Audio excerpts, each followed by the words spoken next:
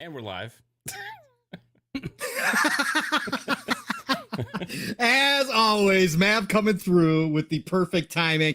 Listen, everybody, welcome to PM in the PM, Pong and Mav in the PM. It is June the 2nd already. Wow, 10 days away from the big Xbox showcase. It seems like it was just yesterday when we were months away, but here we are, June 2nd. Thank you all for joining us. This is episode 28 already. And of course, I am the man in the main chair because Mav was kind enough to give it to me, Pong Soul. And of course, we'll get to my brother Mav in just a second. But tonight, we have an extra special guest, as you all can see and probably heard about. So let me do this. I always do intros here. I like the intro effect when we have a guest. So sit back, buckle up, because I'm going to give this guy a little intro. So Mav and I are honored to welcome in the world famous content creator and gamer, a man. Well, actually, he's not a man. He's a skeleton. He's admitted he's a talking skeleton that's catfishing the community. So if anybody didn't know, just now you do. All right. So, but he's a man who proves you don't need a pretty face to build a giant channel, because we never see it. Although if you do go far enough back in his videos, you can find some shots of his arms. Sexy arms they are. All right. a gamer who has become synonymous with high quality videos, full of valuable information. A man who is skilled in dunking in the NBA 2K22 as he is posterizing fanboys with facts. He is one of the most misquoted and misrepresented YouTubers in the community, but he always has the bag of receipts ready when this happens. The biggest compliment I can give this man is he is a content creator who is as genuine as they come. He is who you hear on the mic and off of it in a party chat, and a man generous with his time and knowledge to anyone, no matter the size of your following or channel. Please, everybody, big round of applause. Put those emojis up in the chat for the legendary creator of the biggest Xbox-centric podcast going. You all know it. It's called RDX. The one, the only, DealerGaming. Brother, thank you for joining us tonight. I got a question for you before you say hi to everybody. I do have a question. Can you give us the juicy details that you kind of broke on RDX's past Tuesday of the exclusive Morbius game that Sony's got? Can you give those It wasn't at the state of play. I was a little disappointed. It was. I was really expecting it. First off, I gotta say thanks for that ridiculous intro. I'm covered in Astroglide. I just want to say thanks to everyone that comes out and watches the show, guys. We know it's a low time, it's a slow time, but there are actually things to talk about, and not just Sony-related things. We just want to say thanks to everyone that comes out in the chat and lets us know that you're watching and supports the show, because without you guys, there ain't no show. So thank you. No, thank you for being here, brother, and giving your time. I know you've been editing like crazy. You were telling us in the background that's basically your job at this point. So hey, thank you for taking the time and being here with me and Mav. Speaking of Mav, who just got done having some chicken and pasta behind the scenes. He might still have some in his beard right now. Brother, how's your week been, man? We haven't talked. We're both on that busy schedule. You've been doing your own editing and everything else, but you've been playing any games? Got anything going on? Yeah, man, a lot of editing as well, but I've also been playing some games too. I've been playing Sniper Elite 5. Got to play that yesterday with Dealer and Gaz, and we had a fun time.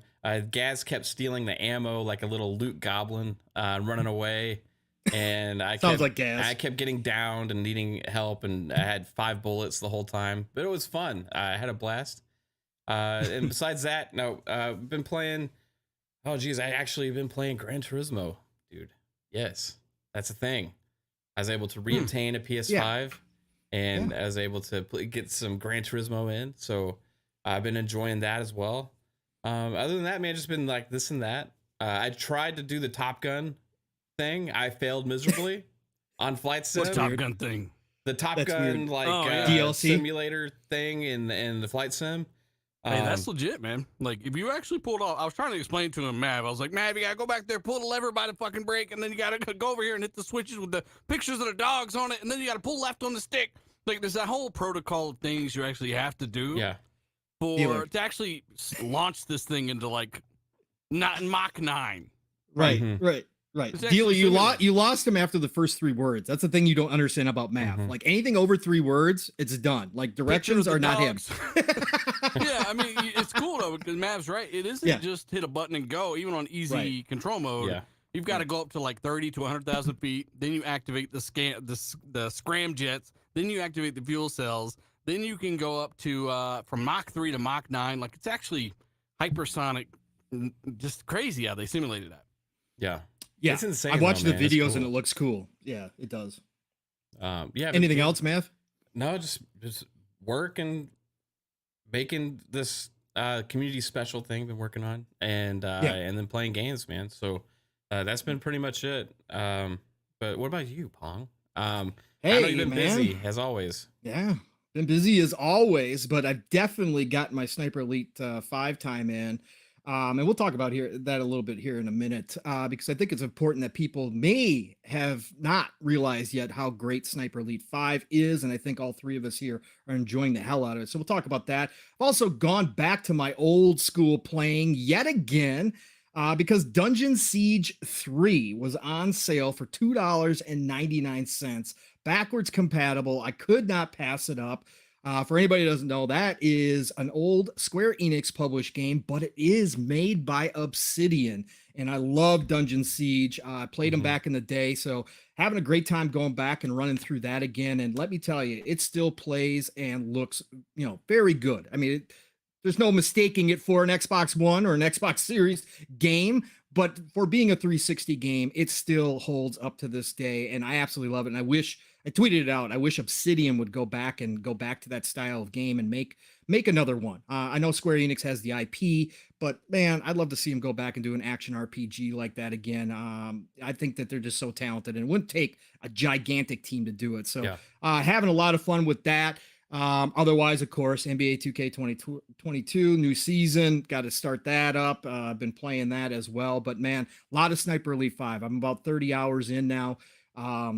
Getting close to level 40. Now, Dealer, you've been playing a lot of Sniper Elite. I believe you're over level 40. I think you got something like almost 37 hours, I think, or something like that. I checked.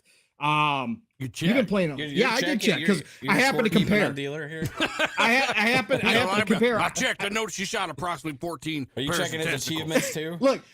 I just wanted to make sure that RDX footage was actually him and it wasn't somebody else. Obviously, hey man, all you gotta do is you just gotta look down and see the little name over the guy. But yeah, I mean, I've got I guess 37 to 40 hours in the game. And I'm over level 40 if that's a thing. I'm trying to snipe Hitler's little mustache off his face. In the DLC, which I actually bought, it was $5, because I thought it was worth it. Like I got the game for no additional charging Game Pass. It hit at the right time. I needed a co-op game. And I've been playing the hell out of this game, obviously. So I've got over half the gamer score in it. I'm moving on to Wolf Mountain now, which again, $5. I didn't pay nothing for the actual game, and it's just kind of a win-win here. Did you play the old Sniper Elites at all, Dealer? Yep. You did. Okay. So you already kind of know it. See, the whole thing is with this, Dealer, I kind of see it happening. We've seen this a lot of times, right? With Game Pass, people get introduced to new stuff that they've never played before. I know Colt was kind of taken off guard by it because he never thought that he might enjoy it, but now he's been playing the hell out of that thing. But this is the power of Game Pass, right? A game drops in, everybody kind of poo-pooed it when it first got announced. Some of us who played the old Sniper Elites were like, no, this is really good. I've been on the Rebellion train for a long time. I think they're a great developer. I think they got a lot of potential. But then it drops into Game Pass. Now everybody gets to try it out. And like you said, it's a freaking fantastic co-op game on top of it. Now you got a bunch of people running around sniping, knifing people, figuring out that, hey, this game kind of fills that Splinter Cell role in some areas with because you can do a full stealth run if you want to. And I think it's fantastic. What do you think did you see the leap that you want to see from Rebellion between 4 and 5, or do you think it's a lot of the same, or do you think that they kind of hit more, especially with the co-op and multiplayer aspects this time around? I think it's a lot of the same, but it's different enough and it looks good enough at a good enough frame rate, right, on console right now, where it is a perfect party game. Yeah. So you're in the party with some friends, and you want to snipe some gentlemen. Well, you do. Some bad gentlemen. This game has you covered. So I'd also like to know what they're called, because I know in Germany they don't get the gentlemen over there. They get some different gentlemen, and I just would like to I'd like to know what they're called over there. But yeah, I mean, hey, if you're playing the game in Germany, please let me know. But to be serious, like, this game is fun. It looks like I said, 60 FPS makes it infinitely more enjoyable, and it looks good enough, especially the water. The photogrammetry, you can tell what's going on there with the rocks being super detailed. Like, graphics matter. And obviously gameplay matters. I think it falters in some of the gameplay areas, but it's still a lot of fun. And with overall, man, I would say it's an 8. Like, after my experience beating the game, co-op, right time, right game, it's an 8 right now for me. Yeah.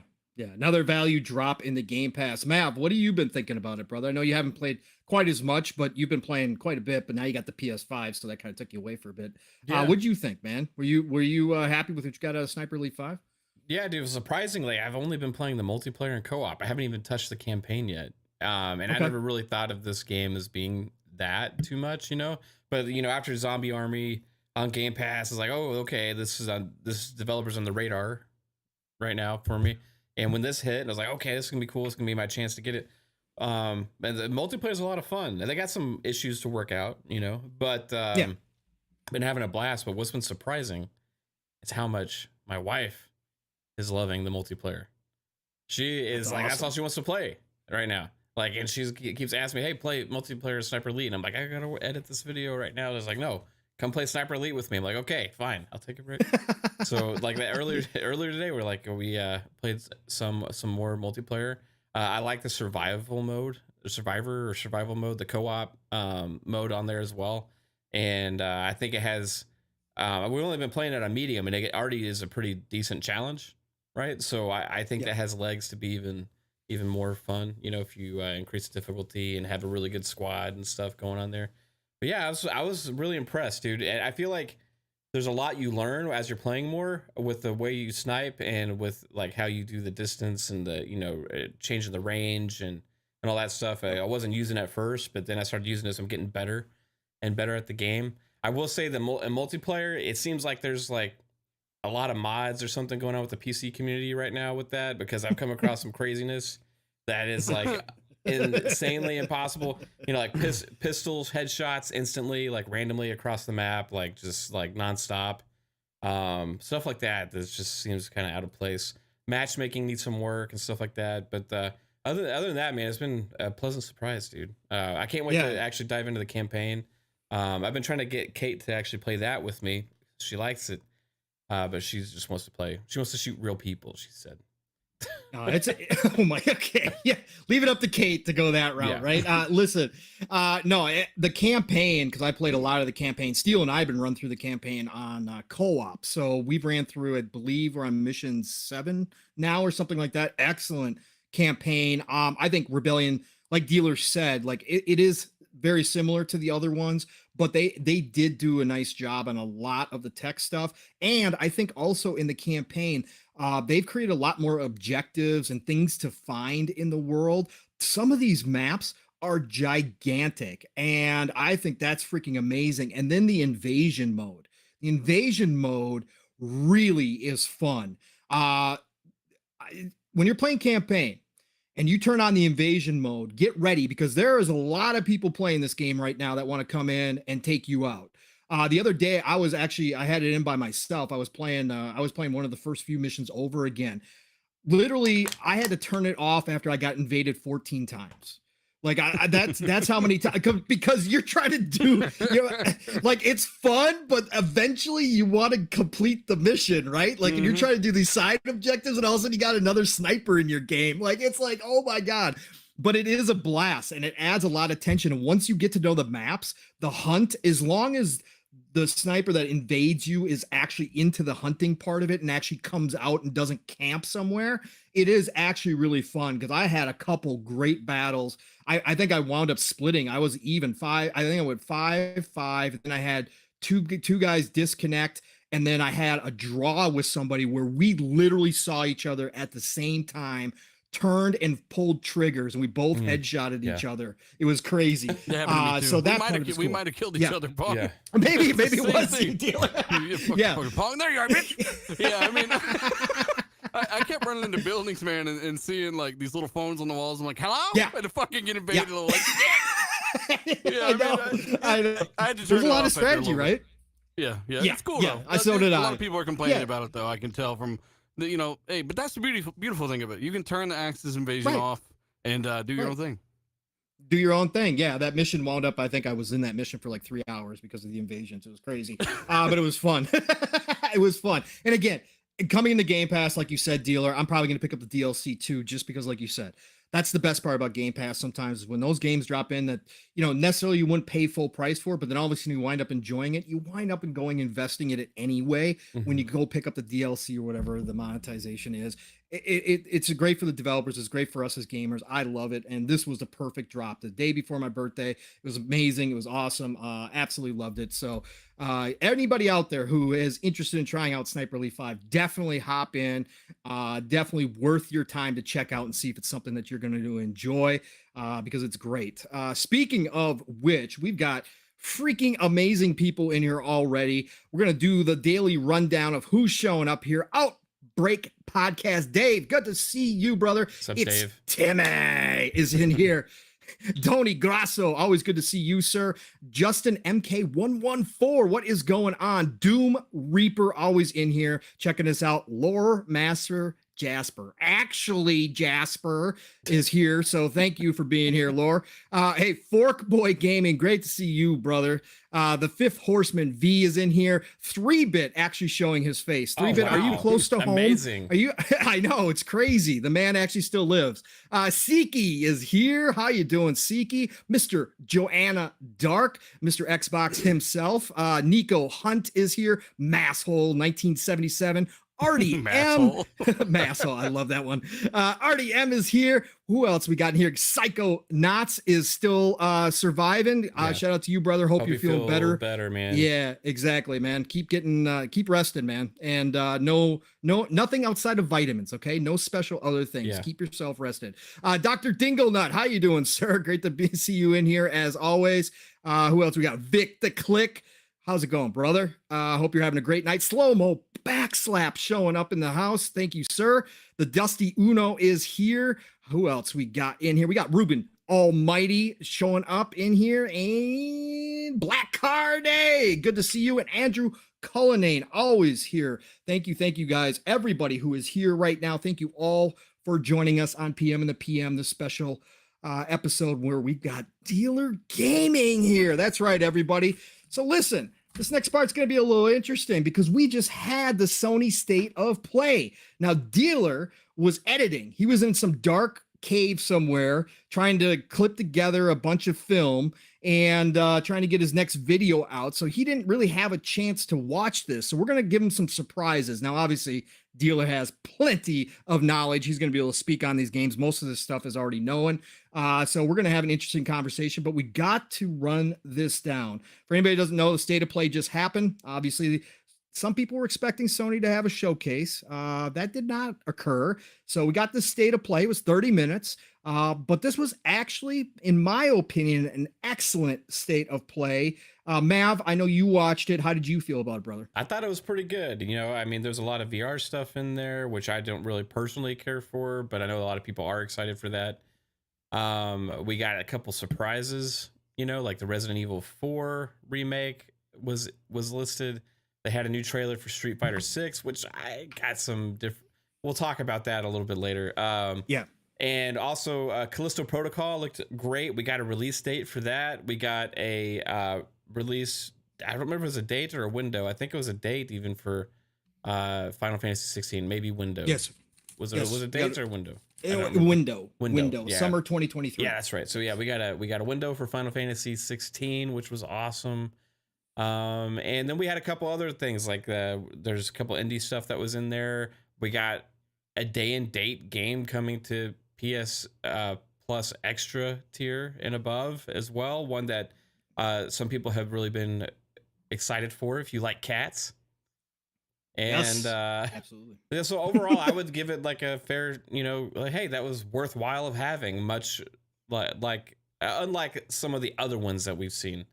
So Yeah. I was pretty glad. I think they're gonna have more in like August, for like first party stuff, for another one at around that time. But this will kind of like whatever everybody's appetite right now, just kind of, while they see Xbox and all these other companies have all these huge announcements and stuff, but people will be a little at least pleased right now with what they showed, I think.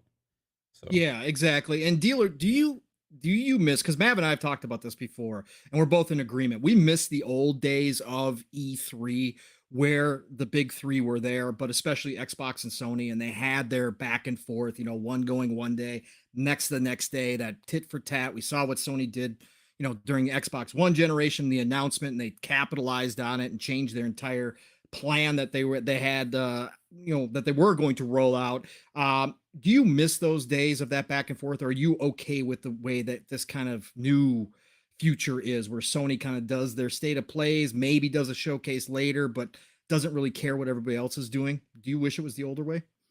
I miss elements of the older way, for sure. Mainly just pre-pandemic world.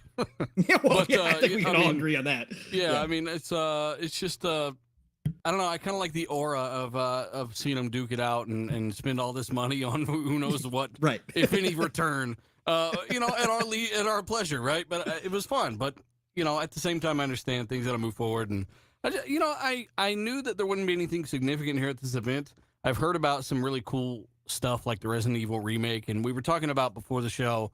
What have they labeled multi-plat? What have they labeled exclusive? And, a lot of people are starting to ask these questions online. And guys, I guess I could throw this out here since we talked about it. But if these games were exclusive, right? Every game that is exclusive, usually Sony are going to jump at the chance to say it's exclusive. And even if it's not exclusive, they say it's exclusive sometimes. Right. So yeah, they make it seem like it is, right? Yeah. I would imagine that every game that didn't say exclusive probably isn't exclusive. At least most of them, anyway. Right. Exclusively revealed here for PlayStation. Exclusive. It's exclusive for this time that we're showing it. Yeah, right.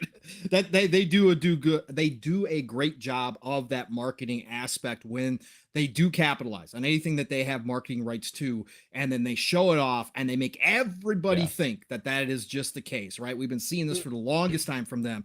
So to your point, Dealer, it is very interesting. And I know you didn't watch the show, but we were talking in the background. They didn't say that to any of these games, right? And so I think that is very telling, because Sony won't do that, right? Imagine Sony they got up there and it just said multi-platform. Like, they're probably not going to say anything. Yeah, if it is exclusive, they're probably going to be like, it's exclusive. So, exactly. All right, so let's run down the show real quick. So I'll just run through the games and then we can cover a couple of them here and some details. So they started out with go ahead. Let's get to the super chat real quick. And just say, go ahead, brother. I don't want to keep John TJ waiting. $5 super chat from John TJ, always very generous. He says, "Hey, what's up, my awesome friends? What's up, John TJ? Appreciate you. Shout out to TJ. Yeah, he's always shout out to you, brother. Everybody. Appreciate you, bro. All right, commence Pong Soul. Sorry for interrupting. All right, by the way, Pong too. Yeah. Look, asshole, give everyone a shout out for joining us, man. Bye. No, we do have almost 80 people here. We got almost 80 people here. We want to ask them to hit the like button and tell everybody about the show. The business side of things, I know. Just, I gotta get better at that. Just to retweet that stuff, it helps. Thanks. Share it out, everybody. Like Dealer just said, yes, Mav and I are terrible at doing that business side of things. Some shows, so appreciate you, Dealer, for reminding everybody. Please, if you have the opportunity, go ahead and hit that like button. Dealer's great at the business of podcasting. Yes, the business of podcasting. It's just hey, shout out to 80 people here. If you like the show, hit the like button. Maybe tell someone thank you. There you go. Thank you, Dealer. I appreciate that, brother. All right, so the show started off with Resident Evil 4 Remake, which was a huge deal. They gave a date. This is another nice part of the show, is lots of dates were showing. Lots of gameplay was given as well. That's what we all like to see, I think, as gamers. Again, I don't mind if it's CGI. I don't have a problem with it, but I know most gamers want to see that gameplay and hear dates. Although some some of us have gotten kind of gun shy on the date thing, unless you're absolutely sure, but these dates seemed realistic. So Resident Evil 4 Remake, March 24th, 2023. So 2023 just got a little bit stronger. And they also, in that review, included some PS VR2 content is in the works as well for Resident Evil. That was a big part of this show. 2 was obviously pushing PS VR2. Then they came back right away after that announcement, and they had the VR2 games. Resident Evil Village is being made in VR. Looks fantastic. Then they've got The Walking Dead Retribution, which to me meant, but we could talk about it. Yeah. No Man's Sky is coming VR to PlayStation, which is pretty cool. Looked really great. Flying spaceships is pretty awesome. Horizon Call of the Mountain is coming. So we already knew about that one. That one kind of had been announced. Looks like a petting zoo simulator in a way. There is some combat to it, but definitely looks awesome as far as the graphics go. Then after they showed off those, we got a new update to for Horizon Forbidden West, a free update, a massive patch. They're adding a Game Plus mode. They're letting you reset your skills, all that good stuff, and it is free. They made sure to mention that it is free, which is always a question when it comes to Sony sometimes. That sounds more like a patch. They called it a major update. So they did say there was, I think there was some new weapons included too, some new techniques, some new skills. Okay. So it is a little bit more than just a patch. But that is there. And then something that they said would never happen, folks. If you've been listening to the circus on the Sony side, this was never going to happen, no matter what Sony was going to do. Even Sony in the future said it. Even Sony themselves said it, right? This is never, ever going to happen, folks. Well, guess what? It just did. They announced Spider-Man for PC, the Spider-Man remaster for PC. Look, that is coming August 12th. Now, we talked about this, I think, last week, Mav, a little bit when we talked about Sony's projections for their PC and how they went from 80 million fiscal year last year that they were projecting 300 million for this fiscal year, which I believe ends in March of 2023. How were they going to do that without putting out some new games? Zealer, you've talked about this forever on your show, right? How are they gonna nearly quadruple their estimated income from their PC side of things without putting a big game on there? Spider-Man was obviously it, right? It's been obvious for literally half a decade at least that they were going to steal Phil Spencer's diary and do everything he did just years later. And it would be very hard to accept per usual for the fan base. But it's kind of common sense. Like, these games are already there. They're running on x86, right? PC machine language, PS4 machine language, Xbox One machine language, now Series and PS5 machine language. You can port these things a lot easier than you used to be able to do. And, that's not always a bad thing, man. When you got games that are going to be what will eventually launch day and date on PC, on the PS5 as well, that means they're going to invest more in higher-end technologies, too, for higher-end graphics cards. And you're seeing it on Series X or even Xbox One X. A lot of times you'll get the ultra settings from their Microsoft version of the game on the PC, right? I mean, they do develop things in tandem with the platform. So I think this is common sense. You get more users, you get more sales, and I don't know anybody who would be shocked at this point. Yeah, maybe the chat should does, be. though. So just also news came out afterwards that Miles Morales is also coming this fall. Of course, absolutely. Yeah. And guess who's doing this? They hid that one, right? They hid that. Yeah, they hid that one. They didn't show that off. Yes, you don't think that they just we forgot. Fuck, Miles. No, they literally just hid it because you just bought it thinking it was a PS5 game, even though it was a PS4 game. Now it's a fucking PC game. Correct. Absolutely. Only with the power of SSD, right? It's a Russian nesting doll of lies. It really is. True. But they're getting their first big payoff, too, from one of their big acquisitions last year, because this is being done by Nixxes. So their big payoff, their first big payoff from that acquisition, which we all knew. Again, there was no doubt in anybody's mind who's been paying attention. And again, Dealer, you've been talking about for, you said 5 years. And again, ever since I jumped in, before I even started in this community and started listening to you guys have been talking about this. There was no shock, like you said, whatsoever. Nixus was brought in to do exactly this, and Spider-Man is coming, and it's going to be gigantic. It's going to be huge. They're going to make a ton of money off of it. Good for them. This is what it's all about. Like you said, Dealer, it just means more reinvestment back into the brand again. Exactly what we've seen from Xbox. This is how it works. We all know it. So Spider-Man PC, that's right, August 12th. So everybody, all you PCMRs out there with your $4,000 machine, fire them up, baby, because you're going to get the best version right there. Listen, Stray, Mav alluded to it, the cat game. Dealer, I think you've been kind of excited about Stray, haven't you? Day one. Yeah, day one, that's right. Why not? Is it coming to Xbox? Why not? No, well, they didn't say it's not coming to Xbox, but right. they said it was coming to the PlayStation, the new PlayStation Plus service. Though, Let me ask you this: did they say PlayStation exclusive? No, they didn't. It's coming to Xbox. Okay, it's coming to Xbox. It's a matter of time. July 19th is when it's launching over there.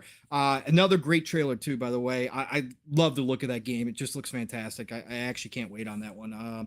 I hope it does come to Xbox in case I don't have a PS5 yet. The Callisto Project. Mav also talked about this one. This, of course, from some of the original creators of Dead Space, beloved franchise, which is actually going to remake itself from EA. But the Callisto Project is their new game, and they actually gave a date with a brand new trailer, which looked like Dead Space, but even a whole lot more horror to it, almost to the point where, because everybody here knows, I get to a point in horror and I can't play horror games. Like psychological I can do, but the jump scare stuff, like, nah, I am not down for that. But it does look excellent, right? So Callisto Project is coming out December the 2nd, 2022. So just in time for the holidays. It's going to be a great game for sure. Then we got a surprise little smaller title, indie title called Roller Dome. Now this one caught my attention right away because go back and watch it if anybody hasn't. It's got the same graphic style as Sable, which was an indie game that launched last year on Xbox into Game Pass. Sable is a fantastic looking game. It's got a really unique art style to it. And this Roller Dome is this action game where you're on roller skates. You're fighting battles. You got guns. You got missiles. You got, all these enemies coming after you. Looks kind of cool, actually. I was kind of shocked by that one. That one's coming out in August 16th, 2022. Then we got this anime dating sim action RPG title. Just the kind of titles that I want Xbox to have because I love the weird and wacky stuff, right? Literally pointed, yes, it shit's fine. They literally pointed out that it is like dating sim mixed with action. Okay, so it's called Eternites. Eternites is the name, and it's completely anime, tentacles, you name it, it's in there. Okay, so go check that one out. That is coming in 2023. Then we got the big Street Fighter 6 kind of show off. Interesting stuff with Street Fighter 6, and we'll come back to this one too. Art style, loving it. They're bringing in some of that kind of painting effects that they had previously.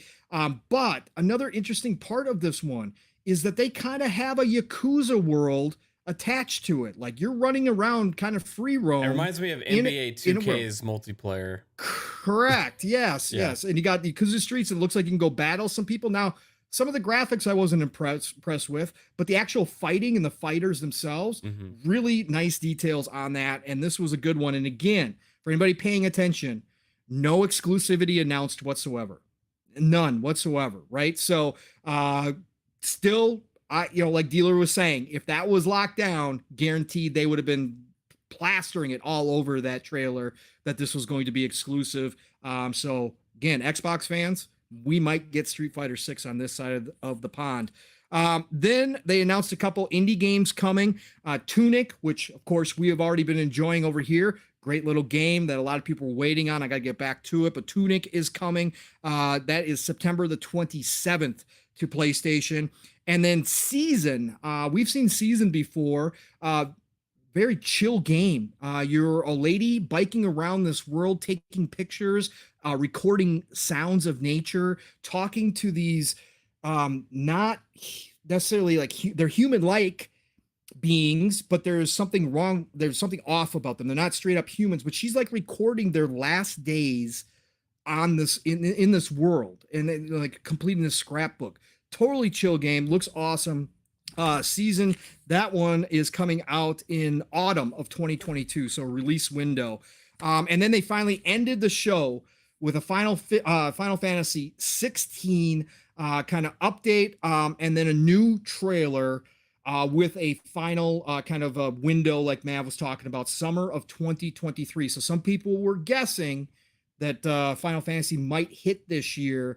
That's not happening. So summer 2023 is when we can expect Final Fantasy 16. So that was the show. Again, it was really well paced, 30 minutes, lots of gameplay, lots of new trailers and stuff. So let's hit on these, a couple of these here. So, Dealer, Resident Evil 4 for you. Are you a big fan? Number one. Number two, we always talk about, do we need remakes? Are remakes over with? Do we just want new IP all the time? Do you think Resident Evil 4 out of all of them kind of does deserve that remake? And are you excited for it? What do you think, brother? I mean, you played 2 and 3, right? Yep.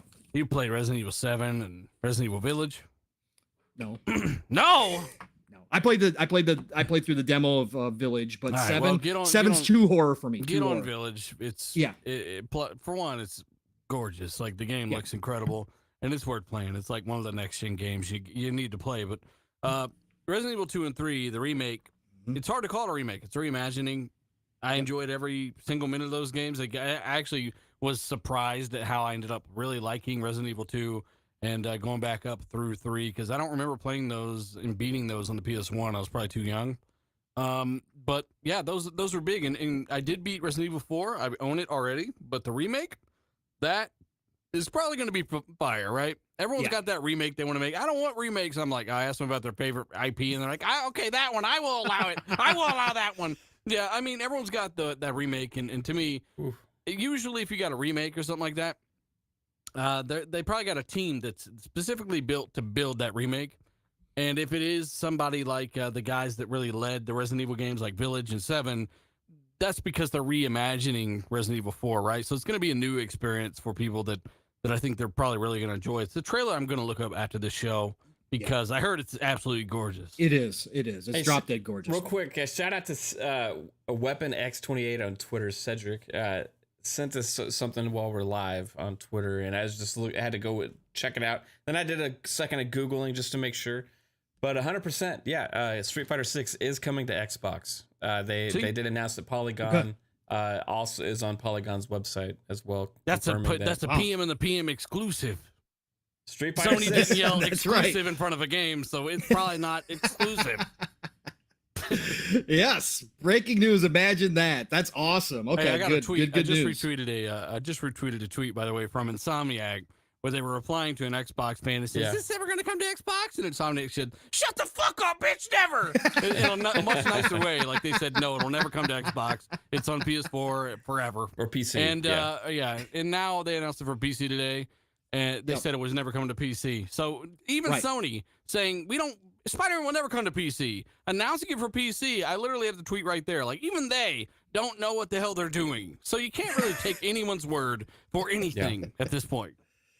Facts. That's an awesome statement. Well said, Dealer, and that is true. Factuals. That's right. Mav, what did you think of Resident Evil 4 remake, brother? I thought it looked gorgeous, man. I'm waiting for the announcement of that coming to Xbox as well. I'm sure it's going to happen any minute. So... Yeah, dude, it's gonna be pretty awesome, man. Will it be $70 though, man? You know what? How much was Village? Was it 60 or 70? Because I really liked Village. I think it was 60. I think it was 60. I don't know though. I think so, yeah. But hopefully they keep with that pricing. You know, but I did really like Village, and I wasn't as crazy about 7. So if it's more Village than 7, then I'm happy. And it looks from the trailer more like Village, right? Which also kind of goes with what Resident Evil 4 was, right? Because Resident Evil 4, you had an arsenal, you had a fighting chance, you had weapons, and there's a lot of shooting and stuff like that. Resident Evil 7, I kind of felt like more claustrophobic. You just don't know what the hell's going on. You felt like a little bitch, didn't you? I felt like a little bitch, and I didn't want to take a step. You know what I mean? I didn't want to move. Yeah. I stood. There was a point in that game, I don't know how far you guys got, but you do get like grenade launchers and all kinds of shit. I was too Machine afraid guns. to get to that point. Dealer, and I Dealer, can't I go got back. to the little girl. Dealer, I got to the little girl, and that was it. He crawled in I was the out. conditioning I was vent and out. left. Yep, I was out. Well, I think But I no, ran Resident over the Evil guy 4 with the was good. car in the garage or something like that, and it was like soon after that in 7. Village was really good. I really liked it, so I'm excited for 4. 4 is the original 4 was I got into it way later than most people did because I kind of skipped over it, and then I played it later. When one of the released like on Xbox later or something like that, and it was great. I really did enjoy it, but that was kind of more dated at the time just because I played it so late. So I'm really excited to give this a go, man. If it's anything like also like the Resident Evil 2 remake and stuff, they do a great job, man. They're kind of setting the gold standard with remakes, in my opinion. Capcom is with those Resident Evil games. So I'm really looking forward to it, dude. I can't wait for it. It's not very far away. It's another game to look forward to coming March 24th. It's pretty cool that we got a release date already. And the other thing I'd like to say is they did it right. They showed a trailer that had gameplay in it and they gave a date. You know what I mean? Like we didn't know about it beforehand. That's the way to reveal a game and that's the way to showcase it and stuff. So props to Capcom. Capcom kind of was kind of the heroes of the show a little bit, in my opinion. Who's publishing Callisto Protocol? Was that that's not Capcom, is it? Or is that the independently published? Or I had missed that. Question. So yeah, I missed it too. I don't know. I could look it up real quick though. But no, I think you make a good point that Capcom right now is really feeling themselves, and it's good on them, right? For where they were to where they've come back to now. It's great to see Capcom back on top and making great decisions with their IP again. Now, again, we'll have to wait and see how Street Fighter turns out. I know some people weren't happy with the last one. Obviously, the exclusivity hurt it as well. Not as many people got to play it. Hopefully, with Street Fighter 6 now being confirmed multi-plat, they can get Street Fighter back to where it belongs to. I know it's still big in obviously the esports scene and all that kind of stuff, but I'm just really liking what I'm seeing from Capcom. And we got that leak, what was it, about a year and a half ago now at this point, that supposed leak that's kind of coming true. Everything that's in that leak so far is working out. So that means, some of their older IP might be coming back, and that's what excites me the most. So the more success they have with these remakes, getting Street Fighter 6 back on top, the better chance that we have for Dragon's Dogma 2 to happen, right? Or, just so many different titles that all of us want back. Dino Crisis, right? The Dino Crisis could come back. Which leak are you referring to? The NVIDIA one? No, the actual Capcom one. Remember when somebody hacked Capcom and got that whole list? I mean, that whole list from NVIDIA is coming through as well. Yeah, the NVIDIA leak. If that's the case, where the hell's my Batman Arkham Knight enhancement? My RTX Batman Arkham Knight. Like, we need that ASAP, come on, please. like that game, it looks incredible. 6-7 years later, 50 years later, it's still one of the best looking games out there. Unreal Engine 3. Yeah, it looks crazy. I mean, so this Resident Evil thing, you mentioned the remakes and stuff, because there was a point when Capcom was investing in something, a little something called RE Engine, right? The engine that would become the foundation, the thing that would debut in Resident Evil 7 and build games like Devil May Cry and all the other Resident Evil remakes, and even more. They kind of rested on those remakes. They said this, they didn't have enough money to do, how they Square Enix fucking syndrome. We're disappointed in everything. We're fucking poor. Like, they're always disappointed in their own studio sales constantly. It did 20 million. They don't give a fuck. They're disappointed. But Capcom's what they say is they started redoing these games and remaking these games, starting with 2 and 3, now 4, to actually fund the development of their own studios and to kind of dig them out of a hole. Yeah.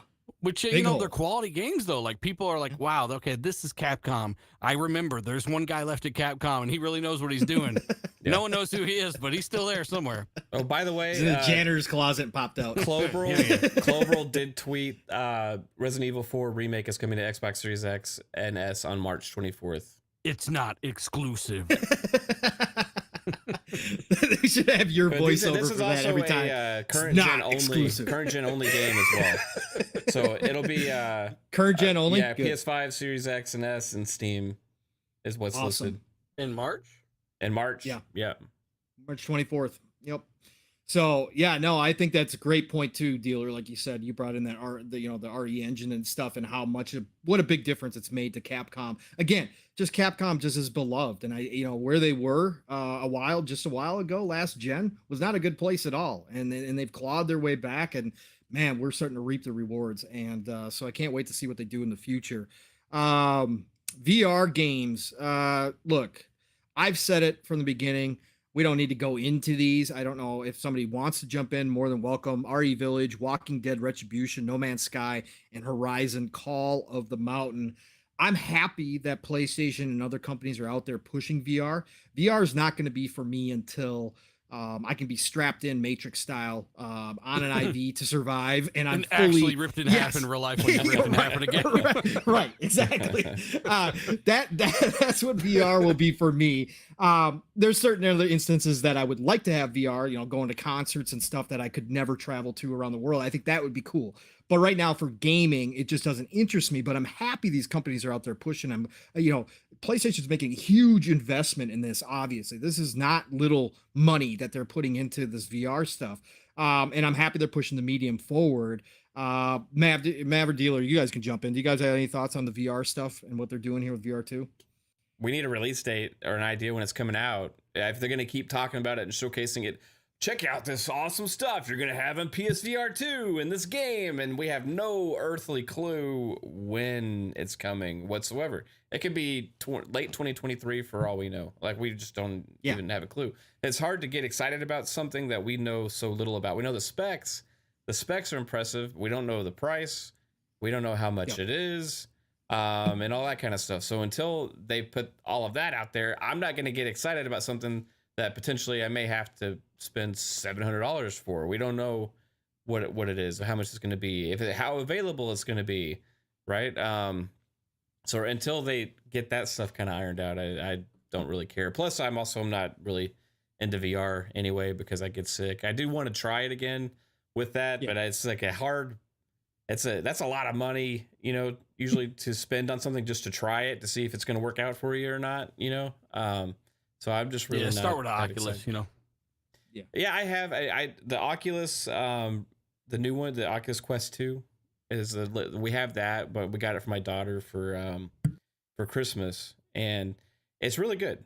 I think it's good for like watching movies or checking out some cool stuff here and there, but I wouldn't sit there and play a lot of games on it because I get a headache.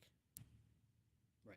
So that's always a problem. That's what it is for me, Yeah, it's a barrier to entry for sure. Obviously, as the tech catches up, things will get better. But right now, again, it just is what it is. But I'm happy people are out here doing it, and I really am happy to see PlayStation trying it yet again. I wish they would have done this for the Vita, when they had that, but they didn't. They chose not to. But now they're putting a lot of their eggs, I should say, not all their eggs, but a lot of their eggs in the VR. And again, hopefully we'll get something good out of it, and it can work out. Spider-Man PC, we already touched on this, the thing that was never ever going to happen ever. Dealer, you gonna go back and play this on your PC? Ooh-wee. No. No. Okay. Hey, I've got it on the PS5. I don't even turn that bitch on. I know, it was like I got some red plates for it though. You had the world's most expensive doorstop or paperweight. Yeah, for sure. I literally dropped it a couple feet to the ground once too. The plates exploded off the side. It still worked and everything. So props to the liquid metal and stuff. But the plates are nice on it and all that. I just haven't, because right now I'm more in a social mood, right? Like I mentioned party games earlier. Right now I don't want to go over there and feel like a sociopath sitting by myself on that thing. So I'm gonna go ahead and just not play it for now.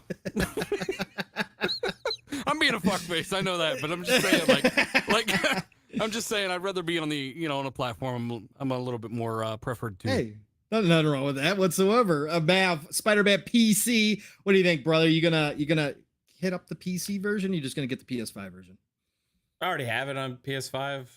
Oh, that's what you do. So I my PS5 probably can run it better than my janky ass PC that's like I thought was gonna last me years, and now it's like it feels like it's so outdated. But I a good game, cool. It figures that all of these games are coming to PC, just like everybody said. Even like the dealer said, like Insomniac themselves said that it's not coming to PC. It's crazy, man. It's crazy that this is happening. I mean, it's not crazy when you look at it business wise and everything that we've all been saying, but like just to actually see it happening now and like all this like talk that people have been spewing out their asses and mouths for a couple years is like just they can't say anything to it anymore because it's like it's actually happened in front of their eyes and they can't say anything. It's a good thing though. Like I like that it's happening. It's not a bad thing for PlayStation. It's a good thing. It doesn't devalue your console if you like to own a PlayStation and you like to play games. Damn it, man! on It does. It does. Now it's worthless. Now it's worthless. You're still special. Your console is still special. They still love you. Sony loves you as a customer for spending your money, and your console is still special. They value you as a consumer and appreciate that purchase, and they're gonna give you great games. It's not going to change because they made games for PC as well. So I don't know, man. I don't know. Dealer, off topic a little bit. Off topic a little bit, brother. But do you think what's your thoughts on God of War Ragnarok? Do you think that they drop it right into PC, or do you think they're going to wait a few months, or do you think we're going to have another 2-year wait for God of War? What do you think? No, I mean, Ragnarok's definitely not going to start the day and date trend. Okay. I do know, that they will. I've been saying this so fucking long. They will eventually do day and date, whether it's 2 years or 5 years or 10 years. They will eventually do day and date. It's a matter of time. It is inevitable. It will happen. Competition will force this to be a thing. The consumer, the Sony guys you see on Twitter that don't want more value for their money, they're the minority. And eventually even they will shut up like they are right now with Spider-Man going to PC and 20 of their other games going to PC. How many times does it take, Pong, before somebody becomes a believer? Bro, some people just won't. They won't give up on it, right? It doesn't matter if Sony, if Jim Ryan came out there and said everything full slate day and date starting tomorrow, there would still be people here saying, no, that ain't happening. And they'd be like, lying. hey, you're ruining our games. It's like, shut the fuck up. We just looked at your trophies. You didn't even get past the first level. Like, this is like the radical you see on Twitter that's so concerned about losing quality in games, even though you forget that half of your games are not all that high quality to begin with. Like Sony Santa Monica are amazing. Naughty Dog do amazing work. Like, Horizon Forbidden West is lucky, in my opinion, it's anywhere near 89. The first one is too, but those are still quality games.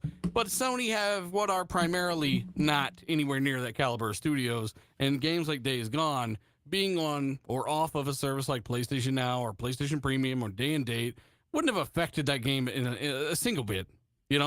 Guys got to get that out of their head. The game, don't fall for the fucking marketing. Just like they just told you, Spider-Man would never come to PC. Here it is, here it is on PC, August of this year. It's coming along with Miles Morales later this fall. You've got to stop believing everything Jim Ryan is telling you, except for the rare times that he is actually honest with you and saying, look, this console market's a little small. Yeah. I'm looking over here out the window. Like I'm trying to find new people. That's true. But the part of stay on PlayStation, it would degrade the value of our games the day and date. It's all bullshit. It's all tactics, and it really, they're playing chess right now. Eventually, they'll stop saying those things, and you'll hear about day and date titles. When they're ready to go day and date, they'll stop saying it. Which will be not that far away. I don't think it'll be like 2 years. I mean, it can't. They're moving a lot quicker than a lot of people don't expect to see Spider-Man right now and Miles Morales this year. Yeah. 12 games as a service games. They're going to like 12. that money from and those think sales, about it. right? They're building these games, these older games for PC right now. They've only got so much manpower to do that. When all of these older games are caught up, they just shit them out on PC. Then you've got them putting all this new shit on PC a lot closer to release. Oh, you mean if we release them closer to release, we'll get even more sales on PC and still be able to sell them on PlayStation? Look, I don't got a problem with anybody playing on PC, playing on PlayStation. Like, as long as you ain't a fraud and you actually, I don't know, for example, an Xbox YouTuber that plays on PC constantly. But, hey, that's, everyone's different, I guess. I'm just saying that, there's nothing wrong with playing on PC or PlayStation or any of that stuff, man. It's just this mentality on Twitter has got to die out. Yeah, it really does. And I will say this about Jim. For the past year or so, he has dropped the mask. If you listen to his interviews and you're not, got the fanboy mentality where you block out half of what he says and you actually do listen to him and read his words afterwards, he's telling you exactly what's happening here. Like you said, Dealer, it's just a matter of time. Is what he's Go saying. multi-plat. Yeah. Like you alluded to, Dealer, he said it last year. Look, I know this console market's capped. I want more people to enjoy our games. And then they come out and say, hey, we're taking a step closer to being multi-plat. Well, guess what? They're just telling you flat out. It's time to start listening, folks, because whatever you believed in the past obviously was not the truth. They just were scared to tell you all, or they just didn't want to reveal their plans, even though everybody knew it that wasn't looking at it that way. Everybody knew what they were going to do, but they just didn't want to reveal them until they were ready. Like Mav said, as soon as they're ready for day and date, they're going to come out and talk about it. They're going to say it right away. They're not going to I heard those little baby snapping. Yeah, that was like, that's nice and snappy. It was crispy, man. Oh man, good stuff. Stray. Hey, you know what? Everybody here is kind of excited about Stray. Look, you got to watch this trailer too, Dealer. I know that you have been looking forward to this. But again, the overall aspect of this game, when you look at it aesthetically with the cyberpunk world, with this cat that's seemingly much more intelligent, although cats are very intelligent, much more intelligent than it should be. You don't want to defend the cats out there, you know? Yeah, don't. Look, they come steal your soul at night, brother. You know that. They Dude, come steal your soul. My cat watches me sleep, okay? I know what you mean. Correct. Sit on your chest and just suck the breath right out of you. None of that. Paul, continue. We're having this discussion after I just had to clean up the litter box and stuff. And my cat missed it, and it was all over and underneath it and everything. So I'm not. Did you feed it some of that pasta and chicken you No, eat? he's 20. He's 21 years old. So right now I'm not a fan of cats because that was gross. But we can continue. Look, he's a senior cat. You got to treat him. I love him, man. I've had him since I was 18. He screams like screams like a dying child in the background. He does it right. It's awful. But Stray is looking fantastic. Again, just I love the overall aesthetic. I love the whole setting. I love all these robot AI kind of people around in all different shapes and sizes. They got some with like TVs that look like on their heads, and they got some that look like humanoids. All of this just seems extremely awesome to me. Dealer, I know you didn't watch the newest trailer, but you've seen the other trailers too as well. What catches your eye about Stray? What do you think, man? You get to play as a cat. Yeah. That's it. I mean, that's basically it. Like, what's the last cat game? Hey, when's the last? We're going to get a new cat game. You know, when's the last cat game that you've ever seen in your life? True. Where you actually play as an actual cat, not one with a sword or running through a forest, like an actual cat. And this one has a backpack on. Yes. Gets to do missions and stuff, right? Day Not just one. scratching posts. Day one. Day one. Awesome. July 19th. Mav, what do you think about Stray? You got a PS5 now again, brother. You get to play this day one if you want to. You going to do it day one? Oh, yeah, for sure. And I won't have to buy it either because I'll get it on PS Plus Extra or whatever. Are you confirming that you're subscribing, sir? I have. I already said before I'm gonna do it just to like check out everything that's in there. I want to check out how the old PS games and stuff go for it and all that kind of stuff. 50 hertz games. Yeah, so it'll make sense. Like I'm gonna try it for that, and if I don't like it, I will unsubscribe. Right, but this is really cool that there is going to be day and date games, at least maybe smaller ones or whatever, going to the service day one. That adds value to me. So I can look at that game. I don't know how much it was going to be. Was it at $30 or something? Yeah, I think it was like a $30. Yeah, so I would have bought that day one probably. So now that what pays for like a month and a half of PS Plus Premium Plus Extra Plus, whatever the hell it's called. So yeah, plus. That's the way it works for me. You know, what do you have against supporting developers, huh? Hey, I'm probably gonna let him starve out in the street. I just want to play with his cat. Okay, I don't care. I'm gonna subscribe. It's not sustainable, Mav. Once cat-related games are not sustainable. Once PlayStation realizes that recurring revenue is really good, also, you know, then you're gonna see more of their games go earlier into PS Plus Premium as well. But that will take some time. But it's cool to see this because for me, that adds value to the service. That's what I've been waiting for. to make it worth it, because for me, all these subscription services are great if it's either adding value to me or if it's saving me money, right? And the more games come in there early, it's gonna save me money. I'm not gonna buy Returnal. I'm not gonna buy Horizon Forbidden West. Returnal is gonna be in there day one. Forbidden West will come later. I'll wait patiently and play it on there because guess what? I don't really care to buy it for $70. I don't want to. I'm not that interested enough, but I'm willing to try it. I'm not gonna try it for $70, right? So that's adds value for me, man. That's like what we're talking about, Sniper Elite, right? We're talking about Zombie Army. Like we played Zombie Army. Now it's got me more interested in Rebellion games, and Sniper Elite is clicking. It's great. I hope the same thing happens with a lot of other PlayStation games that I necessarily wouldn't have bought, right? That I'm going to get to try in that service. So seeing games go day and date like Stray actually has me more excited for that service because I think it has some more potential. We'll see. I think that we'll see if that moves the needle. I don't know if that's a big enough title to like draw subscribers to the service necessarily, a lot of them, but it'll work for me. So I'm down. Yeah. Yeah, no, like you said, it's just a great addition. At the end of the day, whatever they throw in there is going to be a great addition to what they currently have available. So just, it is nice to see them trying, starting to, right? That this is again, as we talked about, it's baby steps for Sony. They can't flip the switch the way Xbox did.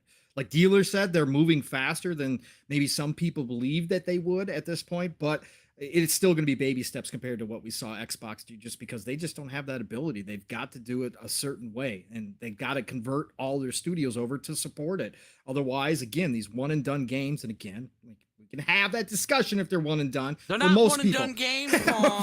For most gamers, they are one and done. Okay, so look, those don't support. We got to get rid of that word, those words, one and done. Okay, because we're offending the cats out there.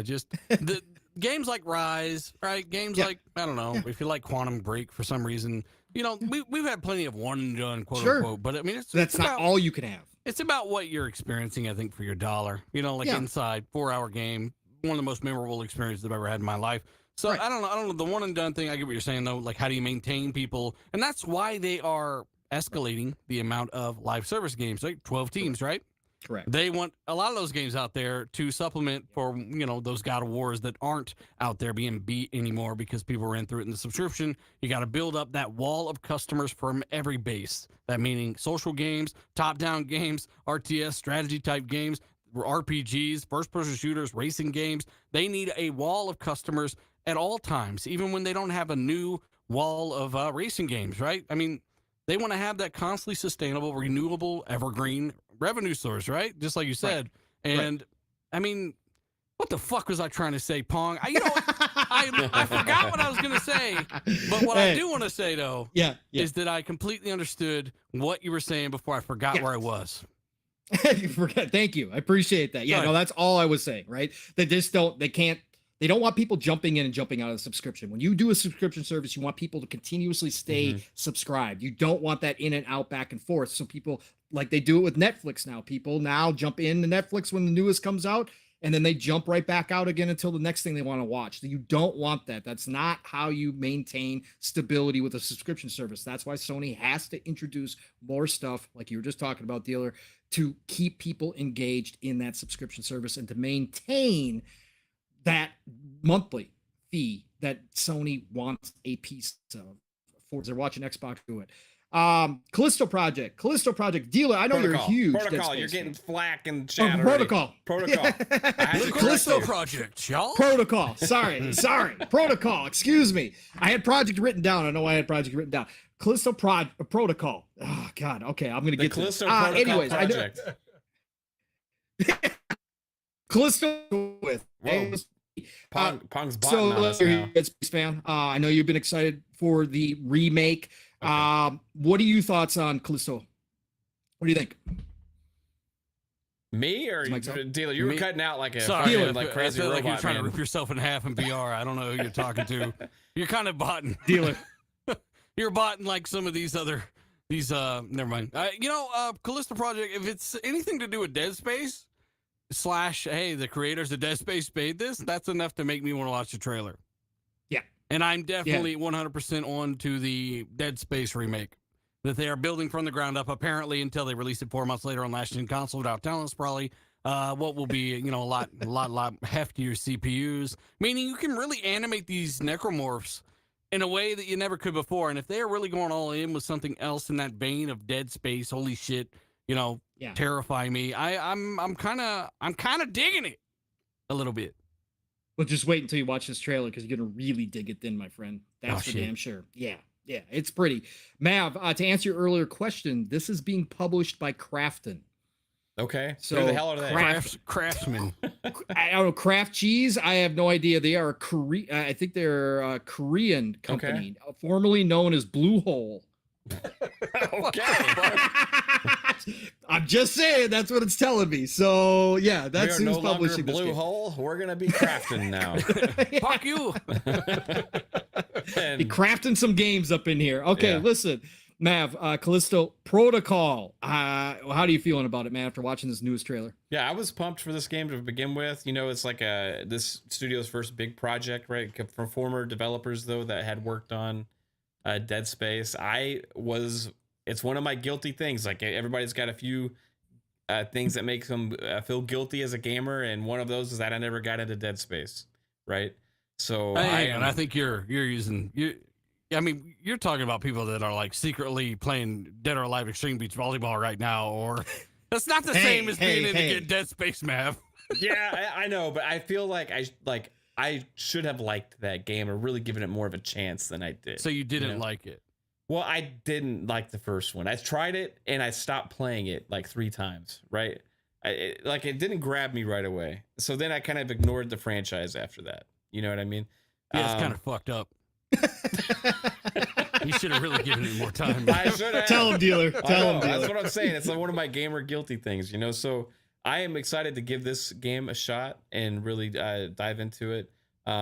December 2nd this year, that adds another kind of. I see this as a big release, so it gives us another thing this year to look forward to, as right now there's not a whole lot, so that's pretty promising. And I do want to see more of the other actual Dead Space remake as well at some point. But yeah, this is it looks pretty good, man. The graphics look great. It looks ultra horror, like you said, and it looks pretty rad, dude. There's not a lot of games that are like that, So I know we're having Scorn come out this year, but it seems completely different. They say survival horror, but it's got a completely different vibe than this. So it'll be cool to get a couple different horror games this year. I think Callisto Protocol's got a chance to become a big franchise. It could happen. It could blow up. It really could. Yeah, it could. And I think that they got the right team to do it. Again, they're leaning heavy into the Dead Space experience that they have from previous, from obviously working on Dead Space. So you can tell through this trailer that they're leaning into that, but it seems like they are taking it up another notch or two when it comes to, like I said, the horror aspect, the jump scares. Dead Space, to me, yes, it had a couple jump scares, but it was definitely more psychological in a lot of ways. There was some, pretty intense parts in there, but again, you give me enough weapons, I'm okay. But but this one definitely seems like they are going to go flat out for that alien kind of effect, things coming out of the wall, all that kind of stuff. So, and to your point about Scorn too, Mav, the dev team just came out on their Twitter account, or I should say their community manager came out, whoever's running their account, and said that, look, while we like jump scares, that's not really our game. Our game is going to be more psychological. I'm paraphrasing, of course, but that's what their tweet said, and that just happened this past week as well. So I think Scorn's definitely going to go for the more creepy effect, more so than just the straight up, hey, right. I'm going to bite your head off and chew it up in front of you. So I just, two different styles of games, but like you said, another potentially big game coming this holiday, which is nice to fill some of those holes that we have right now. Let's say I want to get to Jasper's comment real quick, because I forgot about this, that somehow Callisto Protocol is tied into PUBG, which is a real thing. Also, we have a $2 super chat from Dead Planet. So thank you, Dead Planet. Appreciate you. He says, always nice leaving a PS show with good Xbox news. Absolutely. Very true. That's been a trend lately. I actually just said that recently too. I'm like, I kind of like these shows because 95% of this at least is multi-plat, so it's kind of a show for everyone anyway. Yeah, I don't know. I'm no, excited I'm excited to learn about games like Resident Evil 4 coming, right? Right. I mean, I'm exactly. excited. I'm excited for that stuff. So thanks, Sony. Yeah, who cares who shows it, right? We know it's coming. So yeah, it's great. And then Street Fighter 6. Let's get to this a little bit. Again, we kind of this is a big one because the fighting genre, as we all know, kind of down. It's not what it used to be. Let's put it that way. There's still a lot of great franchises out there. Mortal Kombat still sells like crazy. Mortal Kombat's the one that still just blows up every time Ed Boon and his team come along with a new one. But a lot of the fighting games have kind of dwindled in the fan base. There's still a hardcore fan base. There's still obviously esports involved with this, but Street Fighter 6 was missed on Xbox. That was a huge deal when that came out as exclusive for PlayStation, and it had a lot of people worried about Street Fighter 6. But for anybody just joining the show and maybe not have heard, we have confirmation that Street Fighter 6 is coming to Xbox as well. So huge news coming out of the show, like we were just talking about. Another one that we got to see that is coming our way as well over on the Xbox side of things. So it's kind of great just to get the, we're seeing games that we're going to be able to play too. So Dealer, for you, Street Fighter, where does that rank in your fighting games? Were you ever a Street Fighter fan, or was it just something that you kind of casually, kind of played around with? Where were you at with Street Fighter, and how big a deal is this for you? Well, this is kind of a small negative of paying to lock down a fighter for basically 10 years is what Sony did. Yeah. Is I haven't played a Street Fighter game since the 360 era. And because of that, yeah, I don't care about Street Fighter. Now, had the last one come to Xbox, it might have been different. But instead of that, I'm over here playing Mortal Kombat, which is always crazy. And then you've got Killer Instinct, which they need to do something else with. So yeah, I mean, Street Fighter is kind of the last thing on my radar when it comes to fighting games because of that last exclusive deal they had. And I think that's the same for a lot of people, right? Street Fighter did lose some popularity. Again, esports wise, it's still huge. It's still a big giant thing, and obviously a lot of people enjoyed it. But that exclusivity did hurt it, just from a fan popular standpoint. If a franchise like that is locked down to one ecosystem and just doesn't have the opportunity to, get in the hands of even new fans, potential new fans that maybe are coming into the fighting scene, that just hurts your franchise overall. And I'm thankful that it seemingly Capcom realized it. Now we don't know. Obviously, we'll never know if Sony approached them and tried to drop off a bag and Capcom said no. But whatever the case may be, however it happened this time, that they are going to bring it on Xbox is a big deal. Mav, I know you dabble in the fighters. You're like me, kind of.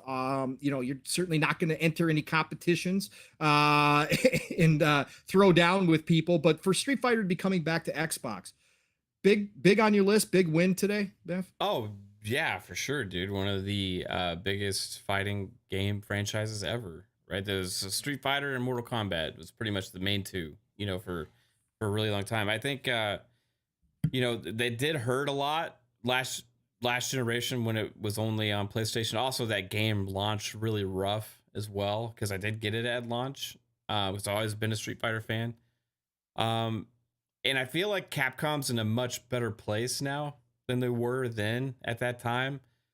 Then also looking at it, I mean, I believe is this cross-gen? Is this going PS4 as well? Yeah. Or is it okay? I believe it's cross-gen. Yeah, so they're going to be releasing getting they're going to be available in a lot of places, right? So you're going to have PS4, you got PS5, Series X, Series S, and probably PC. So you're going to be out there and you're going to be able to get a lot of sales. I think this is going to be a big deal for Capcom to have this game come back, and it's going to be a resurgence for Street Fighter 6. So I'm really happy about that. Now, that being said, there's some aspects of what I saw on the trailer that I wasn't crazy about, right? Now, when you got into the actual fighting, loved it. Gorgeous, smooth, love the art style. I like that the characters aren't overly bulky, kind of like they were in 5. Ryu was pretty bulky. Ryu was, but not all the characters, yeah, right? Not all the characters. There was more proportionate and stuff, with different differences. In Street Fighter 5, every character was crazy thick, right? Ryu's stacked, but then you saw other characters that weren't as much, and I did like that The freaking animation and the fighting mechanics and the art and all that stuff was absolutely amazing. But then I did not like. There's something about the style and the vibe. Maybe it was the track that was playing during this trailer was bad. I don't like the logo. I don't like the. They did change the logo a little bit though. At least it looks a little bit better. Bad. It's still bad. It's still bad. And then the whole, there's been other fighting games do this before. Like I remember Dead or Alive on the 360, like the first one. I think it was Dead or Alive 3. You had your little like mini avatar thing. You walk around and you set up fights that way. Also, Dragon Ball Fighter Z has that kind of as well. So the fighting games have done this before. And I noticed like in this trailer, you're kind of like, hey, it's opened up. It's a weird way to open up this damn trailer with that, like showing the guy walking around. I was like, because that looks kind of ass, It did. It didn't. No, the NPCs looked horrible. It didn't look good. NPCs looked bad. Which I would yes, which I would expect, but don't show that in the trailer. Just have you're gonna be able to have this like lobby mode or whatever. It's a kind of little extra fun thing. But what I hope is I don't have to like run around this big huge open city to like go do fights and stuff, because sometimes it can be like mundane, and like the My Team mode and NBA 2K is what this reminds me of the most. And is it My Team or the My Career? My Career. My Career. Yeah, the My Career mode. And you're walking around and oh my god, it is a slog. You gotta ride that janky ass skateboard to go to a sporting event or walk, and it takes forever, and you can't just like do the next thing. Sometimes you actually have to go and do this stuff, and it's like, man, I don't want to. It's just like being forced to play a horrible game. That's a small component to a good game. It's like they're forcing you to play this crappy thing that they didn't spend a lot of time on to access the good stuff.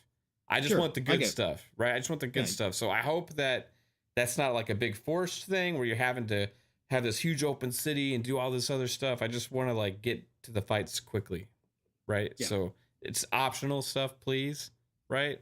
If I do like how Dead or Alive did it back in the day, because it was like a really small little hub. And you could just kind of like spectate and mess around with your friends and do like goofy shit, and you would have the fights going on the like theater screen. That was really cool. And I remember thinking, why don't more fighting games do that? Because that was really cool how they did it, but that kind of went away. So hopefully this is a better version of that. Maybe that's what I'll hope. And hopefully they do give you the access, like you said, quickly to the fights. Again, this looks, as long as they keep it optional, I think that's the most important thing. Like you said, as long as it's not forced, because this does seem to be a whole lot more. I mean, they showed them climbing ladders in this on top of buildings. Like you're going looking for stuff. This isn't just a simple, hey, run point B and then fight person, right? That's not what this seems like. This seems like it's a little bit more involved. Now, it could be done very well. Maybe when this game finally comes, because it's got just the 2023 launch window, so it could be any time next year. Hopefully, maybe they'll get it done right, because again, story mode can add something, but like you said, Matt, you just want to get in and hop out of the fights. Hey, they should have that option there as well. Yeah. But I think it's possible they do have that, and then maybe the story mode does add a little bit of flavor to it, because again, if it's done right, it can be cool. It can give you a little background on characters. It can kind of build that, where we don't sometimes get that outside of, Mortal Kombat does it extremely well. Obviously, they got huge campaigns now, basically, at this point. So I'd like to see some of that. So I guess we'll wait and see. But Street Fighter 6 coming to Xbox, coming to all platforms. Big win today. Again, Capcom, nice decision. However that came about, happy to see you guys back everywhere, because Street Fighter, just from a name standpoint, again, I'm not the biggest fighting guy in the world. I butt mash. I love butt mashing. I love trying out, because I love the animation. I love trying out all fighting games because I love all the different styles of animation, but I just want to butt mash. I play it on easy mode so I can pull off all the moves with one button click. That's the way I do fighting games, but I can't wait to get back into a Street Fighter game. Like Dealer said, I didn't play one last gen, even though I had a PS4. I still never bought it. It just didn't have that kind of grabbing to me. It just didn't grab me last gen because it was only on PlayStation. So maybe this time around I will for Street Fighter 6. And then we'll wrap this up real quick with Final Fantasy 16. Mav, you and I have talked about this plenty. Dealer, I don't know where you sit with Final Fantasy. at all. I personally love the fact that Final Fantasy 16 is going back to the high fantasy. I think Square Enix, when they do high fantasy stuff, is some of the best RPGs out there. When they start going to the modern stuff and the best friends driving around in cars and all that kind of stuff, look, that's when you lose me, Square. But Final Fantasy 16 is supposedly a timed exclusive, but now we know better. Okay, again, Final Fantasy remakes still nowhere to be found. We know better. This is probably locked down. It's probably going to be at least 2-year exclusive, if not forever. But Final Fantasy 16 from the trailer, and I know you haven't watched it, Dealer, but maybe you saw the early stuff that they showed, much more actiony, almost Devil May Cry actiony, almost looks like more single player action versus having a squad with you at all times, but it's set in a high fantasy world. Final Fantasy 16 coming summer of 2023. Dealer, how do you feel about Final Fantasy 16? Tell me why. I just hear the fucking Backstreet Boys every time that you mention Final Fantasy now, like because of the last game. Yes, the boy band. The Backstreet Boys went on and they drove around in a weird ass car and talked to some skanks. I don't know. I just tell me why. I just don't understand why people even play Final Fantasy games, honestly, and I'm the worst person in the world to ask about this. Right? Witcher 3, Geralt chopped off everyone's head off from Final Fantasy in one night in my book. I'm just, I can't go back and play something like that when I've got other games that are more of a Western origin. I'm more of a Western RPG guy. So to me, JRPGs, they're hanging on to something there, and they do well, but, hey, crack sells too, so I don't know. Go ahead. Oh, good God. Love it. Mav, you and I are the same wavelength here. I think on Final Fantasy 16, everything we've seen, and this trailer today definitely showed off some more stuff with all the different gods that they're bringing in, like Ifrit and all those kind of gods, like creatures where you can summon, or it seems like, or transform into them and battle, along with the Devil May Cry kind of action to the game. Gorgeous effects on the screen, and again, you and I both agree that the high fantasy settings are their best Final Fantasies, even though I do like 10. But again, this one definitely is showing off, and it definitely looks like they've taken their time, and now that they've given themselves even more time, because some people, again, were thinking this year was for sure on Final Fantasy 16, but they're going to give themselves till summer of next year, which could be anywhere up until end of August, right? Yeah. Looking good. What do you think, Matt? Did you see today? Did today's trailer impress you even more? Are you looking forward to this? Yeah. I'm hoping for better than 15. 15, like, I loved Final Fantasy games. I grew up playing JRPGs and stuff. Contrary to popular belief, apparently on Twitter, I do love and have played JRPGs quite a lot of them. Don't believe you. Anyways. But yeah, the Final Fantasy has lost me recently. 15 is not my idea of what I want from a Final Fantasy game. There's a lot of people that love it.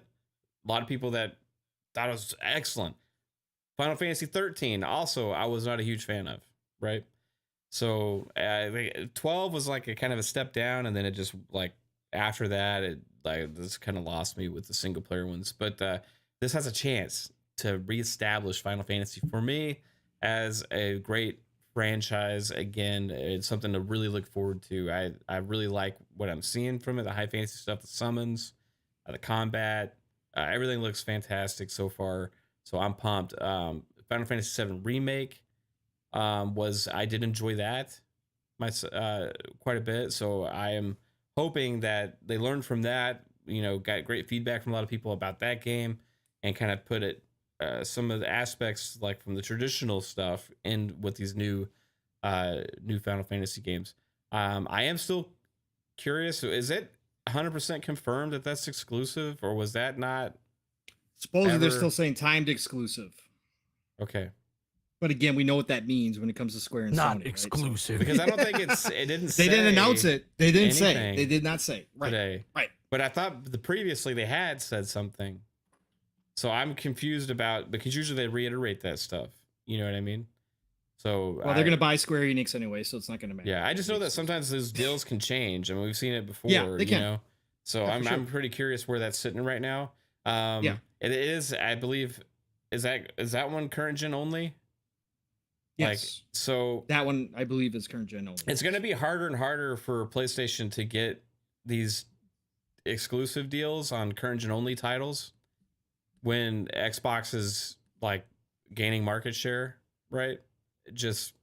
Last generation, right? You know, you have 2-to-1 ratio of consoles out there, but now it's getting closer to probably like 60-40 right now, you know, and then, you know, so that's shrinking, especially in the US. The US is in about a month or so, it's possible that Xbox is going to surpass PlayStation in the US for this generation. So it's going to be harder for them to lock down like timed exclusive deals or console exclusives from the big third party brands and games when they have a platform that isn't by far the most popular anymore, right? So it'll be interesting to see how that goes. I hope that it comes to everything personally, just because I know a lot of people want to play it day one, and maybe you only have an Xbox, you only have a PlayStation. I'll be playing it day one regardless, right? So I'm hyped for it. I think it looks really good. Yeah. I hope it comes to Xbox. I'm not going to hold my breath by any stretch of the imagination. Yeah. At some point I am going to have a PS5. So, you know, if it's not on Xbox, it will be one of the ones I definitely look into, because again, like you said, man, the Final Fantasies for me have dwindled. Again, I want Final Fantasy 14 on Xbox. I'd be playing that nonstop as an MMO, but as far as their regular main lines, they have drifted away from what I always enjoyed. So I hope this one brings them back, because I'm excited to jump back into a Final Fantasy game again and love it. And so definitely something I'm going to be looking into as soon as I can. But look, we killed that topic. Even Dealer, who has to go watch the show afterwards, now he's all pumped. That's the first thing he's going to do when we get done here. Watch that Resident Evil 4 trailer. That's right. Yeah. Hell yeah. So, but we killed it. We got over 100 people in the chat watching this live. Thank you all for being here. Jesse B, Biggie Butters, Asa from Game On Daily. Shout out to you, brother. Sappho, Alvin has jumped in here as well. All you amazing people that are listening to us live right now. Hey, like Dealer said before, if you like what you're hearing, just hit the like button, share it out, tell a friend or two. We appreciate you definitely for doing that. So let's jump into another topic here. Dealer, we only get you on this one show every once in a while. Obviously, we listen to you each and every week over on RDX, so we've got some ideas, but we get you for this one show. So we kind of want to hop back into the showcases, upcoming showcases. We got Keeley's Summer Games Fest coming on the 9th. We got the Xbox, obviously, Bethesda Showcase on June 12th, the big day of Christmas for a lot of us. Want to get your thoughts. What specifically from Xbox at this point, now that you've kind of read the tea leaves, and I know you're not all about that, but you do have some very good ideas. You kind of see it.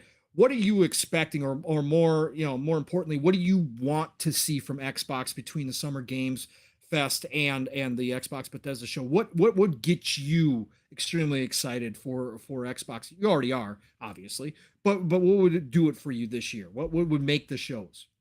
What would make the show, and what makes the show every year, is gameplay. Yeah. And you need to show gameplay, and you need to show a decent amount of it. I'm talking, half the show. I would like to see gameplay. That would be nice, because, we all just had Starfield delay. It sucked. We all made videos. I made a couple videos about it. It was real disappointing. People were somehow justifying that as a reason to cancel Game Pass, which is something else that this show is going to show people. There's a lot of people out there pushing that Microsoft are doing this Activision deal, so they don't have any other money to do Game Pass or day and date, third-party Game Pass, or second-party publishing. Second-party publishing is one of the biggest parts of their show. And it will continue to be one of the biggest parts of their show because, like you said, they are only gaining momentum and they have money to spend. And they can't just keep buying everything, but believe it or not, they have more money to spend than money that they can buy stuff with that they can get away with. So they're going to keep partnering up with these guys, and you're going to get games like Dark Tide this year, right? Yeah. I mean, Dark Tide, I'm really looking forward to playing the game, but you'll see a lot more about games like that and a ton of Game Pass announcements where a lot of these people said, I don't want to keep my Game Pass, even though you can look at my card and I don't even play games anyway. I'm a journalist, but I'm going to go ahead and get rid of it. And this is why, when in reality, Sniper Elite 5 just hit. I'm just really surprised how much fun I'm having with this. This is this is the biggest game of the month, right? Not debatable. It hit Game Pass, right? they just released a bunch of other games and are releasing games all the way up till June 7th on Game Pass, right? They just announced that.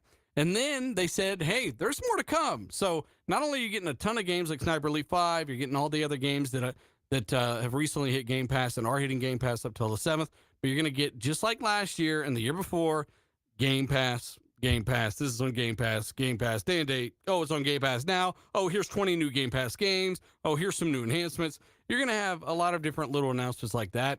And to be honest, I'll know a lot more this upcoming week, because I got a little something cooking with old Xbox. Uh-oh. Teaser. So, Dealer, when you look at these next two shows, the Game Fest and obviously Xbox Bethesda being the main one, do you think that they hold? We've kind of had this talking point after the whole Starfield and Redfall delay. Do you think that they hold tight to the, what Phil has come out and said, that they only want to show games that are coming out, this year and maybe, the next year, and really not go beyond that anymore? Do you think that they hold tight, or do you think that they just lean into this with Starfield and Redfield being gone and show us everything that they possibly can and give us some really good future stuff as well beyond maybe even 2023? Well, first and foremost, that statement from Xbox is not once ever ring true. They've always shown us shit they've never had ready. They've always shown us shit that has never been close to ready and has been delayed or, come out to need a delay. And that's kind of normal, right? So Right. God of War was revealed in 2016. They waited years for that game. It was great. That's just something that happens. But Xbox finally have an armada of studios that are capable of bringing you games. And there are a ton of teams that have been working on games for 4 or 5 years now that we've heard nothing from. So I expect to see some stuff from those guys. And, maybe this time they might actually have games actually stick their launch pads and their launch dates. And, I Launch still feel pads, that I like this pandemic's like pushed the whole portfolio back like a year at least. So I'm not super surprised Starfield was delayed. It sucks, but I think that's got to be a major focus of the show. And then from there, you've got games like Redfall that it was weird when they even announced it to be summer. We'd already be playing it by now, just about, if their original announcement for Redfall were correct. Yeah. And that's just, it was weird because we didn't even see gameplay of that. So right. I do know that Microsoft liked to show a game once, and maybe it's in CG form, some bullshit, right? And then the next time they show it to you, they want it to be actual gameplay. That's what they want to do going forward. We know we've seen Avowed. We know we've seen Fable. Those were not in gameplay form. We saw some Hellblade. We know what that's going to look like. I expect to see more of Hellblade this year. Forza Motorsport, I expect to see this year. And then who knows from what else, though, man? Like, that's the thing. There's so many studios. Wolfenstein 3, right? I'd like to see something from those guys. It's been 5 years since their last game. They have not been working on Indiana Jones for anywhere near that time. There's a lot. I mean, fuck. What do you guys want to see? I like to hear that you're in the camp with Wolfenstein 3, as Boxenberger likes to say, because I think it is something that's been debated, right? If that thing is ready, could that be a surprise showing at this showcase? You think it could be? You think they've been possibly working on it? I mean, I feel like they are working on it. Yeah. And again, they released that in 2017.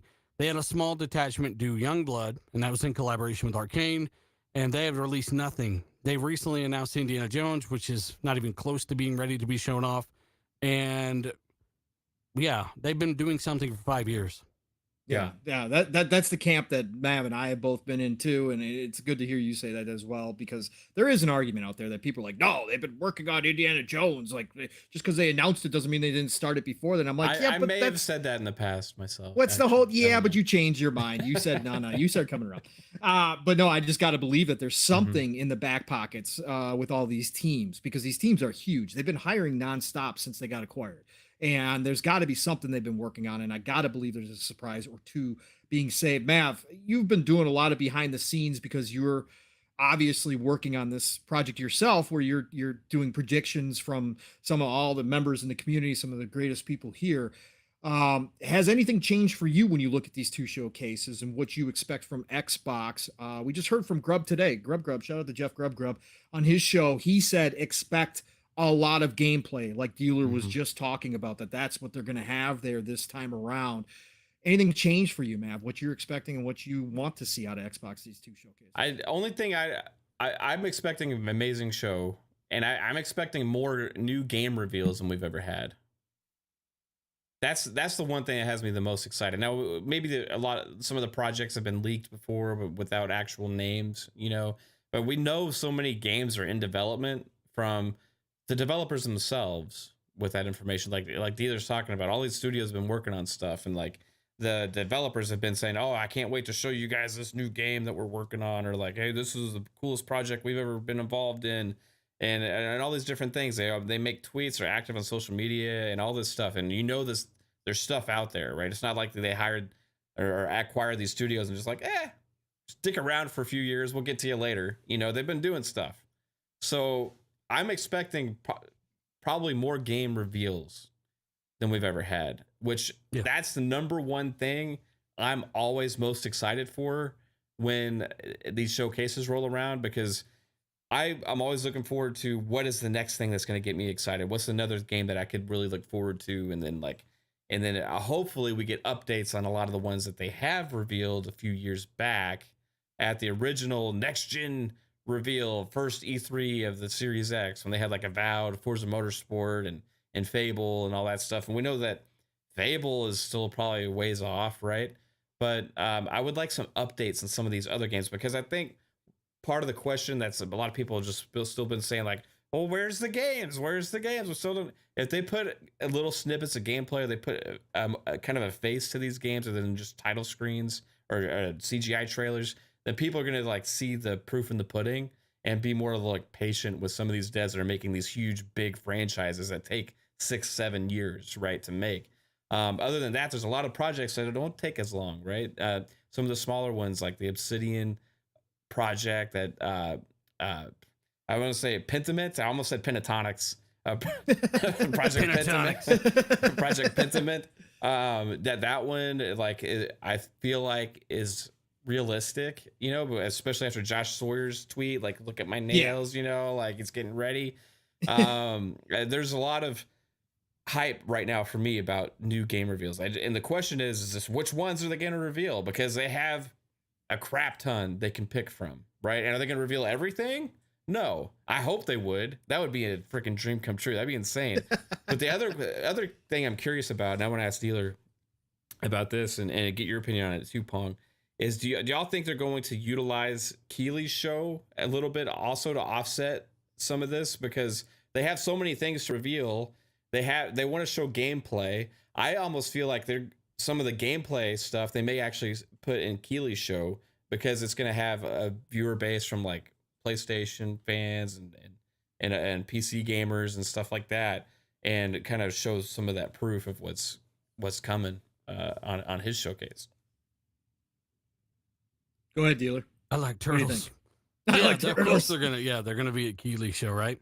So let's think about what they've shown off before. Hellblade, they've shown off, which is 2019. They revealed the console at a Keely They revealed show. the damn Series X and Hellblade at 2019. Yep. Didn't they, or was that the year after for Hellblade? It was 2019, I think. 2019. Yeah. Yeah. That was So, when I mean, Hellblade was revealed, but then they also didn't they use a Keely when was Hellblade gameplay shown? Was that at a Keely show also? Or Yes. the last because thing. Keely, That remember, was at the Game Awards. because Keely said over and over again, this is actual gameplay. This is not CGI. Yes. So twice Hellblade has been. Yeah. They like to go big. Like, think about it. Every time it is one of the more notable things, right? Because, like it or not, Canadian Dracula has a lot of people watching that damn thing. Jeff Keighley has a lot of people watching. Took me a second, Dealer. Canadian Dracula. Yeah. He has a lot of people watching that damn thing. A lot. And they want to unveil one of the biggest. They want people to see something that's unveiled there. It usually isn't going to be something tiny. Last year it was Halo. It was the Halo thing, right? They dropped the multiplayer and all that. Mm-hmm. And then it was the Hellblade in-game stuff, which is the best looking game of all time right now, as of right now. So, but Dealer, it wasn't gameplay. But it was gameplay. It was just walking, Dealer. That doesn't count. Yeah, I mean, it was a little something more than walking. It was a big ass fucking four-story high giant eating a bunch of people and going to battle with these people. I mean, it was all seamless, while real on fire. time, while on fire. There was even smoke there. Yeah. Which There is smoke, was by the something. way. Smoke Yeah. is not easy to No. do. Like that. No. That is not. That looked like physically laced, actual like smoke particles that were being affected by real movement, and that is something that is. I expect to see and it be something to really create the aura of next generation. When that kind of stuff starts hitting, that's when okay, it's time to go. Yeah, exactly. And I agree with you wholeheartedly. As far as Keely's show go, yeah, I think, Mav, to your question, I think they are going to use Keely's even more so maybe this year than they have in the past. They love Keely. I mean, again, the Canadian vampire, as Dealer just Canadian called it. Dracula. Canadian Dracula. He does bring the eyes to his shows, and he knows what he's doing, and he does high production value, and he's gotten better. And this year, especially without E3 being E3. Yes, Xbox is still having their E3 showcase, but with Keely taking on more responsibility and getting more partners together, he just released a list, I think, of 30 partners, and he said there's more than that. I think that he is going to have even a bigger presence than he normally does, and I think that show that was kind of like the appetizer to start off the E3 weekend for everybody is now turning into a main event in a lot of ways, and I think that for Xbox, they're going to use that opportunity. They're not going to pass up on it. And they might push some stuff into that show that they normally wouldn't have. They give him stuff. They give him, smaller things. But I think this time around, and I'm not talking about the Video Game Awards. I'm talking about the Summer Games Fest. Video Games Awards is a totally different thing. They give him the big stuff for that. But I think with the Games Fest this year, I think they are going to give him even more. And I think it's going to be a big, big show. And I think that we might see some surprising stuff there that we weren't expecting, that we were expecting on the main stage at Xbox Bethesda might actually be in the Keelys to get their spotlight. So I think it's a good spot for them to be in for sure. I like it. I like the Keelys. I like it. Dealer, you got any gut feelings, sir, on Game Pass deals for this year to kind of fill the hole of Starfield? You got anything gut wise that's do any of us even know when anything's even coming out? Like no, we don't. No, we don't. And that's fair. That's a fair question. I'm asking you to speculate. Like I said, I know you don't always like to do this. I'm just asking if you had any gut things that you thought maybe they might sneak in there this year. Well, I think like the stuff that I've been pushing probably earlier than most, the stuff that's still common sense when you stop and think about it. Forza Motorsport, something I don't think a lot of people are talking about. You're going to see there, right? It's going to be a showcase. I just expect to see what they probably thought they were going to launch this year. Yeah, but it's just not coming out this year. Right. And then again, Forza Motorsport could launch anywhere from October to March. So I mean, I'm looking forward to Forza Motorsport.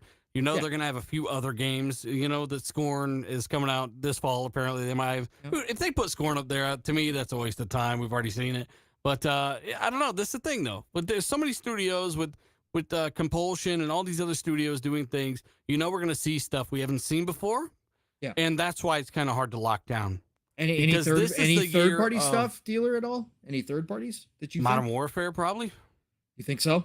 Yeah, I mean, maybe they do something. Maybe they do something early June for Modern Warfare, and like, hey, stay tuned until the Xbox showcase, and we're going to show you something there. I mean, I don't know that for sure, but maybe. Right.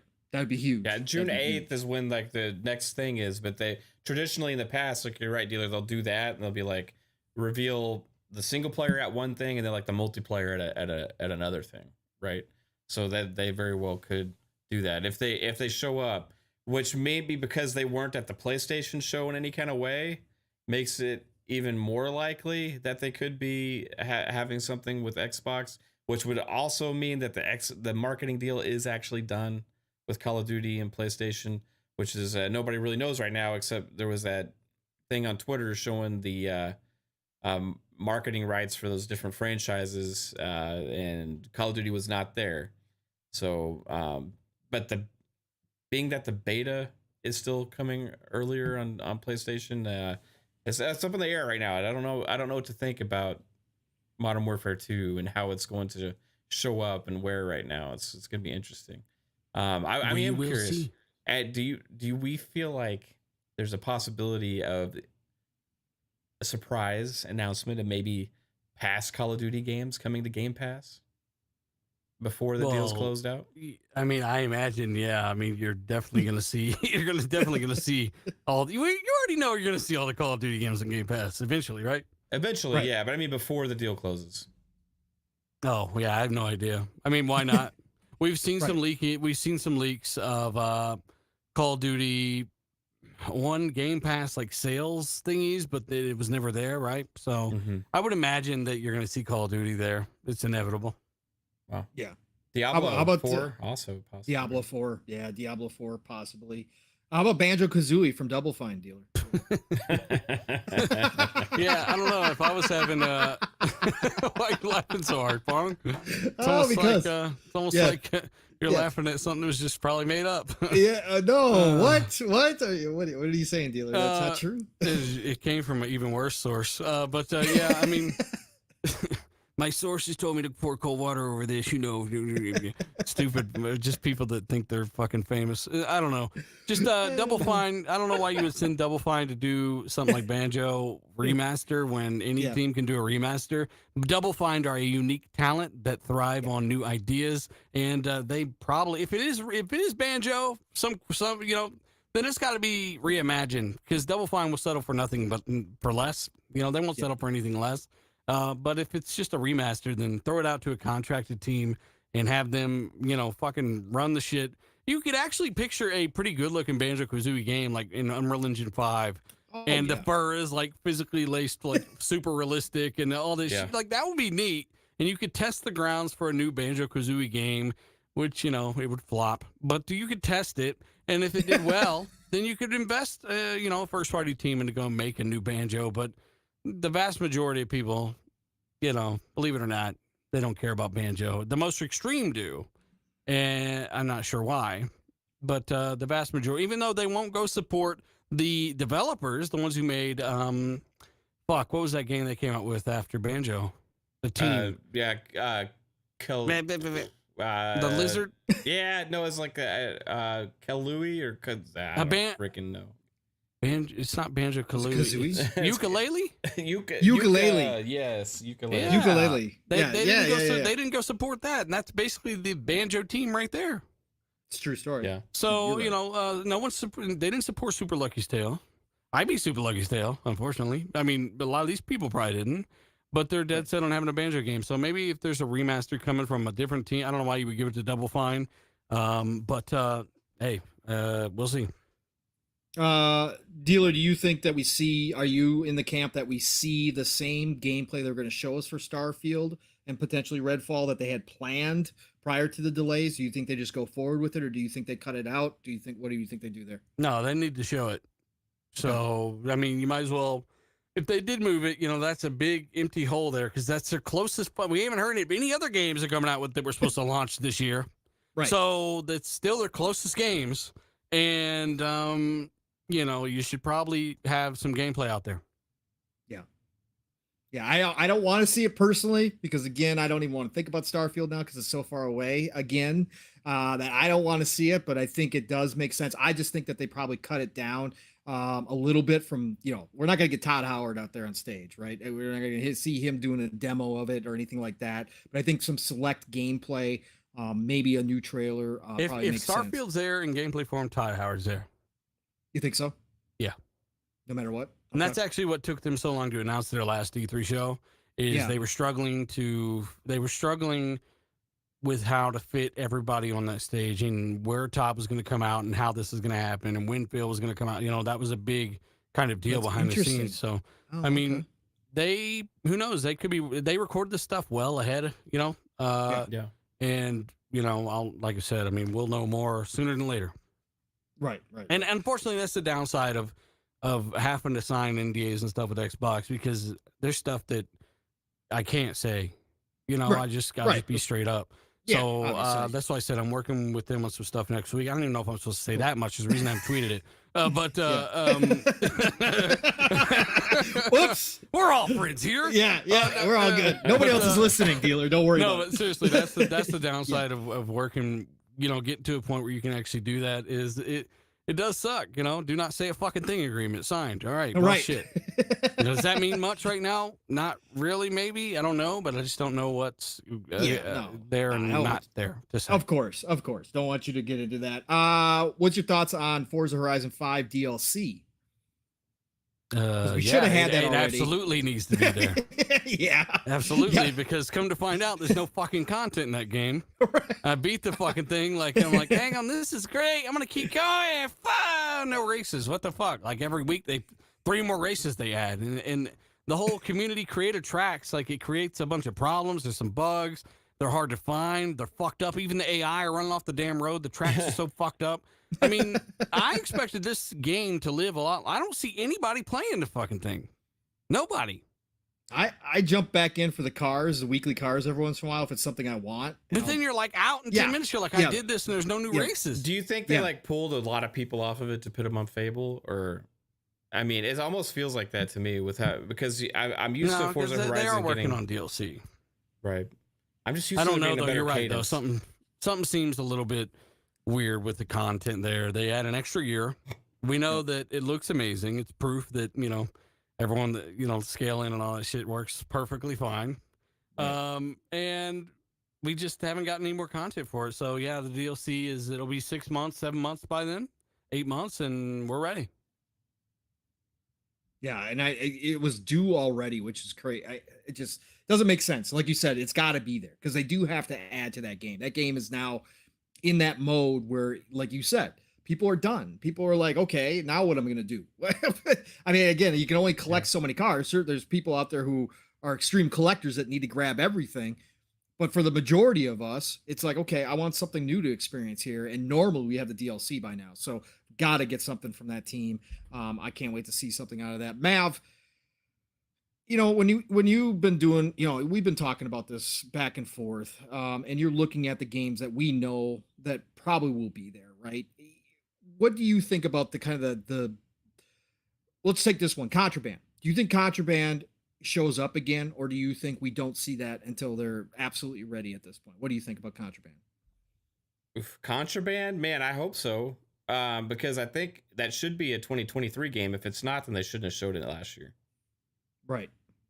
Like that, they should have picked something else to show that was a 2023 game at that point, unless this maybe delayed internally, or maybe they had some issues or something like that. But I remember when that game was revealed afterwards, like Avalanche had come out like, oh, this is great. We're going to love being in Game Pass and having all these people see our game. And it seemed like the things seemed positive at that point. So I don't, while I love new game reveals, I don't like when I get new game reveals and I don't see anything for 2 years. Right. And we haven't seen anything from Contraband since that initial reveal. And even that initial reveal was just a CGI trailer. Right. So I would hope that we have a snippet, a short thing. One of the questions, I don't want to reveal one of the questions for my show. I can't do that. But I'm curious how many things are going to be shown at the showcase, right? I like how many games and like what the cadence is going to be. If there's going to be longer, drawn out gameplay segments with like less games being shown than last year, if there's going to be more games than there was last year, and how that's going to play into this showcase, because really they could show 50 games that aren't released right now if they really wanted to. But if you combine third-party partners and you got all of your first-party stuff, you got multiple teams with multiple projects, you could even put little splash screens up. But I want stuff that's like solid and real, and it is not like we're not going to hear from it for 2 years, right? Like we haven't heard from Avowed since it'll be about 2 years, right? Since we originally seen it. So it's time for that. Now, maybe that's what their cadence is going to be. Early reveals, and then 2 years later, do more of a bigger blowout, kind of sooner up to release. I don't know, but I'm not a huge fan of that. I like yearly updates, at least on the things that we at least know are coming or have been revealed. And I would hope to see something from Contraband. That game seems pretty cool. You know, it could be pretty badass. It could be Avalanche's best game. You know, they've done Mad Max. They did Rage 2. You know, they've done the Just Cause games and all that kind of stuff. So there's good potential there, but I think this one's going to be interesting. I am curious, like, what if there's been like behind the scenes stuff that we don't know about with like the relationship plans between some of these studios and Xbox over possibly like growing like organically or whatever over time into acquisitions and stuff like that, but maybe had been like put on hold because of Activision Blizzard stuff going on, or I don't know what's all going on behind the scenes either. So I'm curious if there is stuff like that going on, if that would affect things. But yeah, I hope so. I hope we see it. But that goes for all the games that we know about, all the games that you have had splash screens or announcements of. Show us something, right? Yeah. That's what I hope for. No, I definitely think they need to show us something. Again, I want them to lean heavily into the show without Starfield and Redfall being there as far as releasing this year. I want them to lean heavily into it. And I want us to give us the gameplay that we've been missing. Like Dealer said, it's gameplay. Again, I'm fine with CGI. I don't mind CGI, but I think this time around we have to get that gameplay. Just to, again, they don't have to restart the hype train. They're doing fine. They're still selling like crazy. They're still doing well. But without that holiday push of Starfield, I just want to see them lean in and say, look, we may not have Starfield this year, but look at what's coming. Everything that you guys all believe that's going to be there, it's going to be there in 2023, 2024. Listen, it's coming. Yes, it's just wait longer again, but we've got it. This is what it's going to look like. We've got proof right here. This is what it's going to be like for you. And I want to see that stuff this year. Dealer, does Marcus Phoenix collection do anything for you? That is a rumor and something that's gone back all the way to 2014. Yeah. I know it's it really doesn't do anything for you. Yeah, I mean, I'm just saying, like, I've been dealing with this damn Marcus Phoenix collection for fucking 10 years. I'm ready. I mean, here's the thing. It isn't anything new. Yeah. It came from somebody in a dumpster 8 years ago. But could it happen? Absolutely. Yeah. And what game should get that full-on remake and be the full testament of Unreal Engine 5 on Xbox Series console? Gears of War 2. Yeah. Fully remade from the ground up with Unreal Engine 5. Gears 2, the best Gears, by the way. Masterpiece. Will blow your fucking face off. Yeah. Obviously. That could be something, and that would be something that I would 100% buy. But the main purpose of this collection, which it is definitely going to happen, is that they can bring these things to PC. So they have Gears 1 on PC. You can go play it on Windows 95. You could get this Marcus Phoenix collection, which comes with Gears Ultimate, which is already on PC. It basically had the best of the best on Unreal Engine 4 at the time. You got Gears 2, which would be, hopefully remade in Unreal Engine 5, or at least just stunning in whatever engine that it would be if it's a thing. And then you've got Gears of War 3, which isn't on PC either, right? Right. So that's kind of the main goal. Just like Master Chief Collection, they got 10 million people to stop playing Shower with Your Dad on PC and actually play Halo. That was the Master Chief Collection. 10 million people play Master Chief Collection. They want 5 to 10 million people to play Gears of War Collection on PC. Yeah. And why not, push that with a beautiful new copy of Gears 2 that will push your RTX 3080. Oh, it's perfect. It needs to happen, like you said, because they're not on PC. They're missing. That's part of their market. So would those be Unreal 5 if that happened? Do you think? Where were you just at, Mav? Well, I'm just saying because I've been told from people that because the other ones were like an earlier version of Unreal, they can't just be moved over into Unreal 5, right? So like, no, you wouldn't. For one, you wouldn't. That's too big of an undertaking for something like this, I would imagine, right? So when I mean Unreal Engine 5, I don't mean just upgraded like Fortnite was, right? Right. I mean built from the ground up to actually push your console, like that Matrix demo. Mm-hmm. But it'd be the first game in that vein, kind of like the Tech Demos Coalition have been kind of teasing everybody with. Yeah. Yeah. It would be an Unreal 5 Gears too.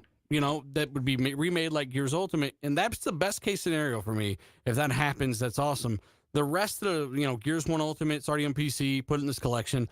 Gears 2, that would be the remake, ideally, something that could also push hardware with Unreal Engine 5, or at least a beautiful version of Unreal Engine 4. And then Gears 3, however the hell they want to port that. Maybe it's got some goodies. I don't know. But the goal would be to ideally get all the Gears on PC like Halo and get those numbers they were getting. Do you include Judgment? Personally, I wouldn't. I mean, if you've only got so much manpower, right? It's been a problem. Right, yeah. Right. Then Judgment maybe goes outside and just hangs out there for a while. I don't know. You only got so much time, I guess. It depends. Maybe they could go all out and do another, Master Chief Collection, but actually works type of thing, and go all out on, getting every version in there. And I don't know, though. Would it be easily, played on your PC just kind of as is? Is Gears Judgment on Steam? That came out about that time where they were starting to put... I don't think it is on Steam. I think you're right. I don't think it is. Let's see here. PC. But if it's not, nobody's crying. Right. No. I didn't Nobody. mind Judgment, but like it wasn't my favorite. Do you think, Dealer, that it would be Coalition, or do you think they would partner, or they would help somebody else do the conversion? Now, Coalition would be the babysitters. Why have Coalition remake? Waste? Right. You're paying a lot of money for... Coalition is top-tier world talent. Correct. The thing that costs studios and publishers to make games is those salaries of those top-tier talent, right? Each of these guys is making $100K plus, easy. You're paying that per year for each guy. Hundreds of guys whittling away at a project. And why have those guys focus on something anyone can make, because it's already been done in 2008? Or when Gears 2? I don't know. 2009, 2008? So they already did it. The template's already there. All right, rebuild this. Make it look better. While we go work on the next shit that needs all our attention. You think they go back to People Can Fly? I think People Can Fly is probably working on... Outriders 2. Coming to Game Pass day one again. If they are working on Outriders 2, who was I thinking? I was thinking not People Can Fly. I was thinking Splash Damage. Splash Damage, because they brought Gears of War Tactics. They developed that game, and it came out to pretty good reviews. And I know they don't own Splash Damage, but it's a possibility Splash Damage could be put on some of this stuff, or even porting, other games as well. Right. Who knows? Right. My Hail Mary, Dealer, is Avowed. Do you think Avowed could be ready this year or no? No. What do you mean, to see? No, to actually launch. Oh, no. No? Okay. Because, I mean, I've we heard that it was in a playable state last year, right? We heard that they were ready to show it last year, and they pulled it from the show, whether true or not, that it was there. But obviously, we know they also switched over to Unreal 5. It was just my Hail Mary that Avowed potentially might be ready. So I was just curious. Hey, if we're talking about wishes, yeah, go for it. But Avowed definitely ain't coming out this year. Okay. All right. Early next year, or do you think late next year? I don't fucking know. I'm not Santa Claus. Shit. Hey, I had to try to lock you down on something. I don't know. Like, if I don't know, I'll fucking say it. Yeah, I know. I just like you to speculate every once in a while. This is fun speculations channel. Speculate. Oh, shoot. Mav, you got anything else you want to cover in this topic here, sir? I'm just pumped, man. It's hype time. Yeah. We had the disappointment of the Starfield Redfall. We had a little bit of mourning, right? It's Xbox and all their channels are pretty much radio silence right now, except for the Game Pass announcement they had the other day with more games. They just coming tweeted to out Game Pass. "fuck PlayStation" 5 minutes ago. They're going to war. This is it. Yeah, the Game Pass account won't shut the fuck up. They keep insulting everybody. This PlayStation show was actually a really good Xbox show, though, right? Yeah. We got more games that we know dates for that we're looking forward to releasing on Xbox as well. So for PlayStation gamers, Xbox gamers, that's pretty awesome. So today was like this whole season of gaming news kind of officially got kicked off and started in a way.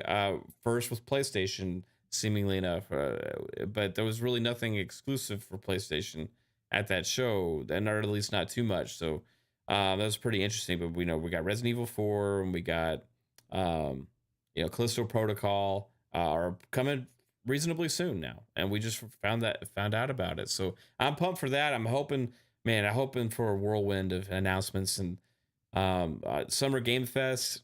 I think this could be the best Keeley show we've had with third party partners and with Xbox making a few announcements there that I think could surprise people. Maybe like one new game announcement, maybe a follow up on something like an Avowed or something like that. There, really get people amped, especially if you have something ready to show gameplay of that you're planning on releasing in 2023.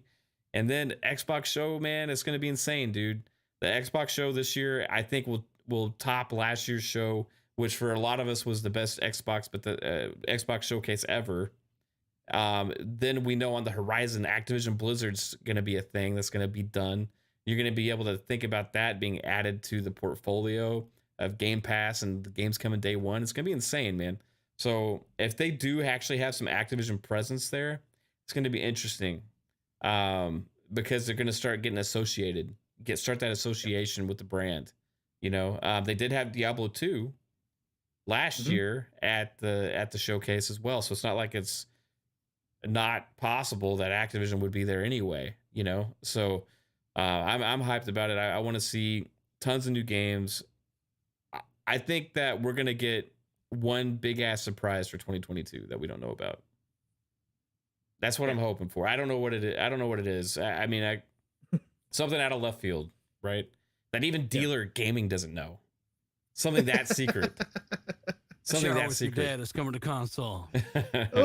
Game Pass. Let's do it. Biggest game out on PC. Come on now. Why isn't it on console? Yeah. Should be here. No. Yeah, I don't know. It's not. No. I mean, I don't know about a ton of stuff there. As of right now, I don't know about a lot of stuff there. So, yeah. I mean, again, it's that's the best part about it. I've talked to maybe a couple of years behind the scenes about this, but when I was really on top of keeping up with just all this stuff that wasn't out there and the console specs and all, this shit's stressful, man. Like being able to sit back and enjoy this stuff is infinitely more fun. It sounds dumb, but it's true. Like when you have to review a game, for example, it adds a layer of stress to this shit. And just to be able to sit back, not know what's happening, not want to keep up with everything's behind the scenes, not ask a damn question about it, sit there and let the shit hit your eyeballs like everyone else. I think that's something that I can't really put money on it right now. Like it's super valuable to me. That's kind of how I want to go into it, at least as much as I can. That's the best a great perspective. That's the best thing is not knowing what's going to be at this show, right? If we knew everything that was going to be there, it would be as much fun. And this year, more than any other year for Xbox, I can't tell you what's like. I can't come up with good answers. Like I could name 10 or 20 different things. I have a couple things I could bet on. Forza Motorsport will be at the show, right? There's no way that Forza Motorsport's not going to be there. I used to be like Redfall and Starfield are going to be there, but now I don't even know about that possibly because like I think it will. But there's going to be so many other opportunities they can show those now, right? So maybe they pull it and make room for something else to get more hype behind the brand. And you know what I mean? Because everybody already knows about those games. So it's going to be interesting, man. I love the fact that we don't know. And that's freaking cool because we know tons of shit's going to be announced. We know there's going to be new games. We know we're going to get some gameplay. According to Grub, we're going to get more gameplay than we have usually, right? And that gets me excited, dude. So I can't wait. Next week, Pong, on PM and the PM will be the night of Summer Games Fest show, right? So we'll be live on the channel, whoever's available to co-stream the Summer Games Fest event. And then next Thursday, me and you will be sitting here breaking down what we saw at Summer Games Fest. So that's just 1 week away. It's just one freaking week away, man. I'm pumped, excited. Unlike you two, I want all the Christmas presents opened. I don't care. I want to see it all. I hate this. Like I said, I like the curiosity because my hype for the show was based on Starfield because that is the only game I care about. That my date was locked. I took off time from work. I was ready to rock and roll on Starfield and lose my life to Starfield. But all that's kind of changed now. And now it's really just curiosity because I want to see what Xbox is going to do with this show and how they're going to answer, or if they're going to answer, or if they're just going to continue on as usual and give us what they're going to give us, or like Mav said and like Dealers has said, that they're going to blow us out of the water with gameplay, maybe a surprise or two in there that we never expected to see. Now it's more about what are they going to do to answer some of these questions, and that's why it's got me excited for this showcase, and I can't wait.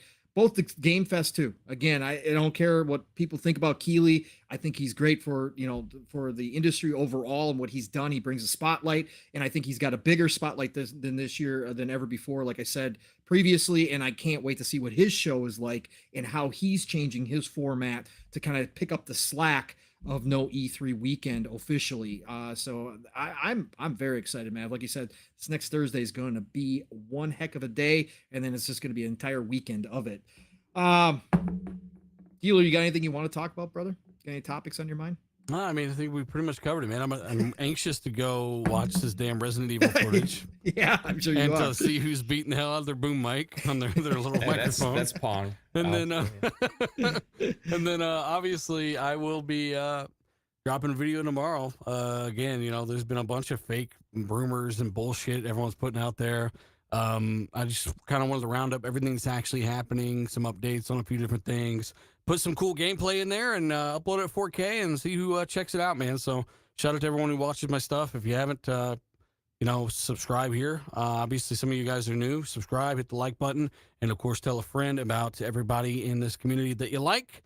And we do appreciate you sticking around. Thanks for having me, guys. Dealer, was an honor and a pleasure, sir. And it's been too long since we spoke, so it's always great to talk to you, man. So definitely appreciate you being here, man. Thank you. A lot. Absolutely. Mav, what do you got going on, brother, for the rest of the week? Trying to finish this damn video. Like last year, like I bit off a lot, but it's going to be worth it, I think, just being able to sit down with all these people and do these recordings for our predictions special, which I'm planning on moving it up. I was going to release it on the 11th. I think I'm going to try and hit Wednesday or Friday instead, depending on if I'm able to get it done.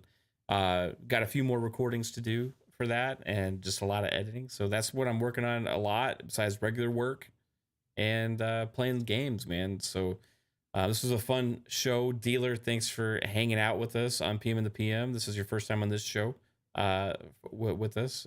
Been on the channel a few times, but appreciate it, man. You're awesome as always. Thanks for having me, bro. Yeah, and as far as if you want to find me, just follow on Twitter, Fun Speculation. You can always find out where we're going to go live and who we're going to have on shows and when I'm streaming and all that kind of stuff. And make sure you check out tomorrow night, Xbox Ultimate Podcast is 9 p.m. Eastern Time. We're going to have a blast. It's going to be a crazy time. So Pong, awesome. do your 15 minutes and then let's get us out of here, bro. Nah, I gotta get out of here, so I'll cut it short tonight. But listen, Dealer, one last chance. Break all the NDAs. Tell us what you know right now. Again, the NDA for me is still not there, but yeah, I'll definitely be just enjoying this time of year, man. And I appreciate you guys again for having me on. It's Christmas. It's Christmas. So yeah, no, great show. PM in the PM. That's right. We are done, folks. Thank you, everyone who showed up. Again, we are nothing with all of you, whether you're listening live or in the future. And again, if you do like what you're hearing, check out Fun Speculations channel, subscribe, obviously check out Dealer. You know where to find him. If you don't, please go look, because you're going to find him easily. Okay. The man, the myth, the legend. Otherwise, you can find me, Pong Soul, on Twitter and Xbox. You guys know the drill. Xbox Ultimate tomorrow night, right back here again. Like Mav said, living split screen Saturday mornings. My brother from Another Steel Rain and I will be there 3+ hours, normally 4 now. Be there. It's a great time every Saturday morning, 10 a.m. Eastern, 9 o'clock Central Time. Shop podcast hopefully will be Saturday night. PTK is feeling under the weather right now, so we will keep you updated with that. Otherwise, Tuesdays on Xbox Factor when I can be there. Otherwise, Thursdays right here, PM in the PM. Love you all. It is the golden age of gaming, like Dealer said. Just enjoy this time. It's Christmas. Screw all the negativity. Get it out of your life. Just enjoy what's happening right now, because there's no better time than right now to be a gamer. So just enjoy it. Play what you love what you play. And I'm going to talk to you all real soon. Dealer, again, thank you, brother, for giving us your time. Appreciate you, man. And public service announcement, don't send dick pics to fake people. Bye. Y'all can send them to whoever you want. What?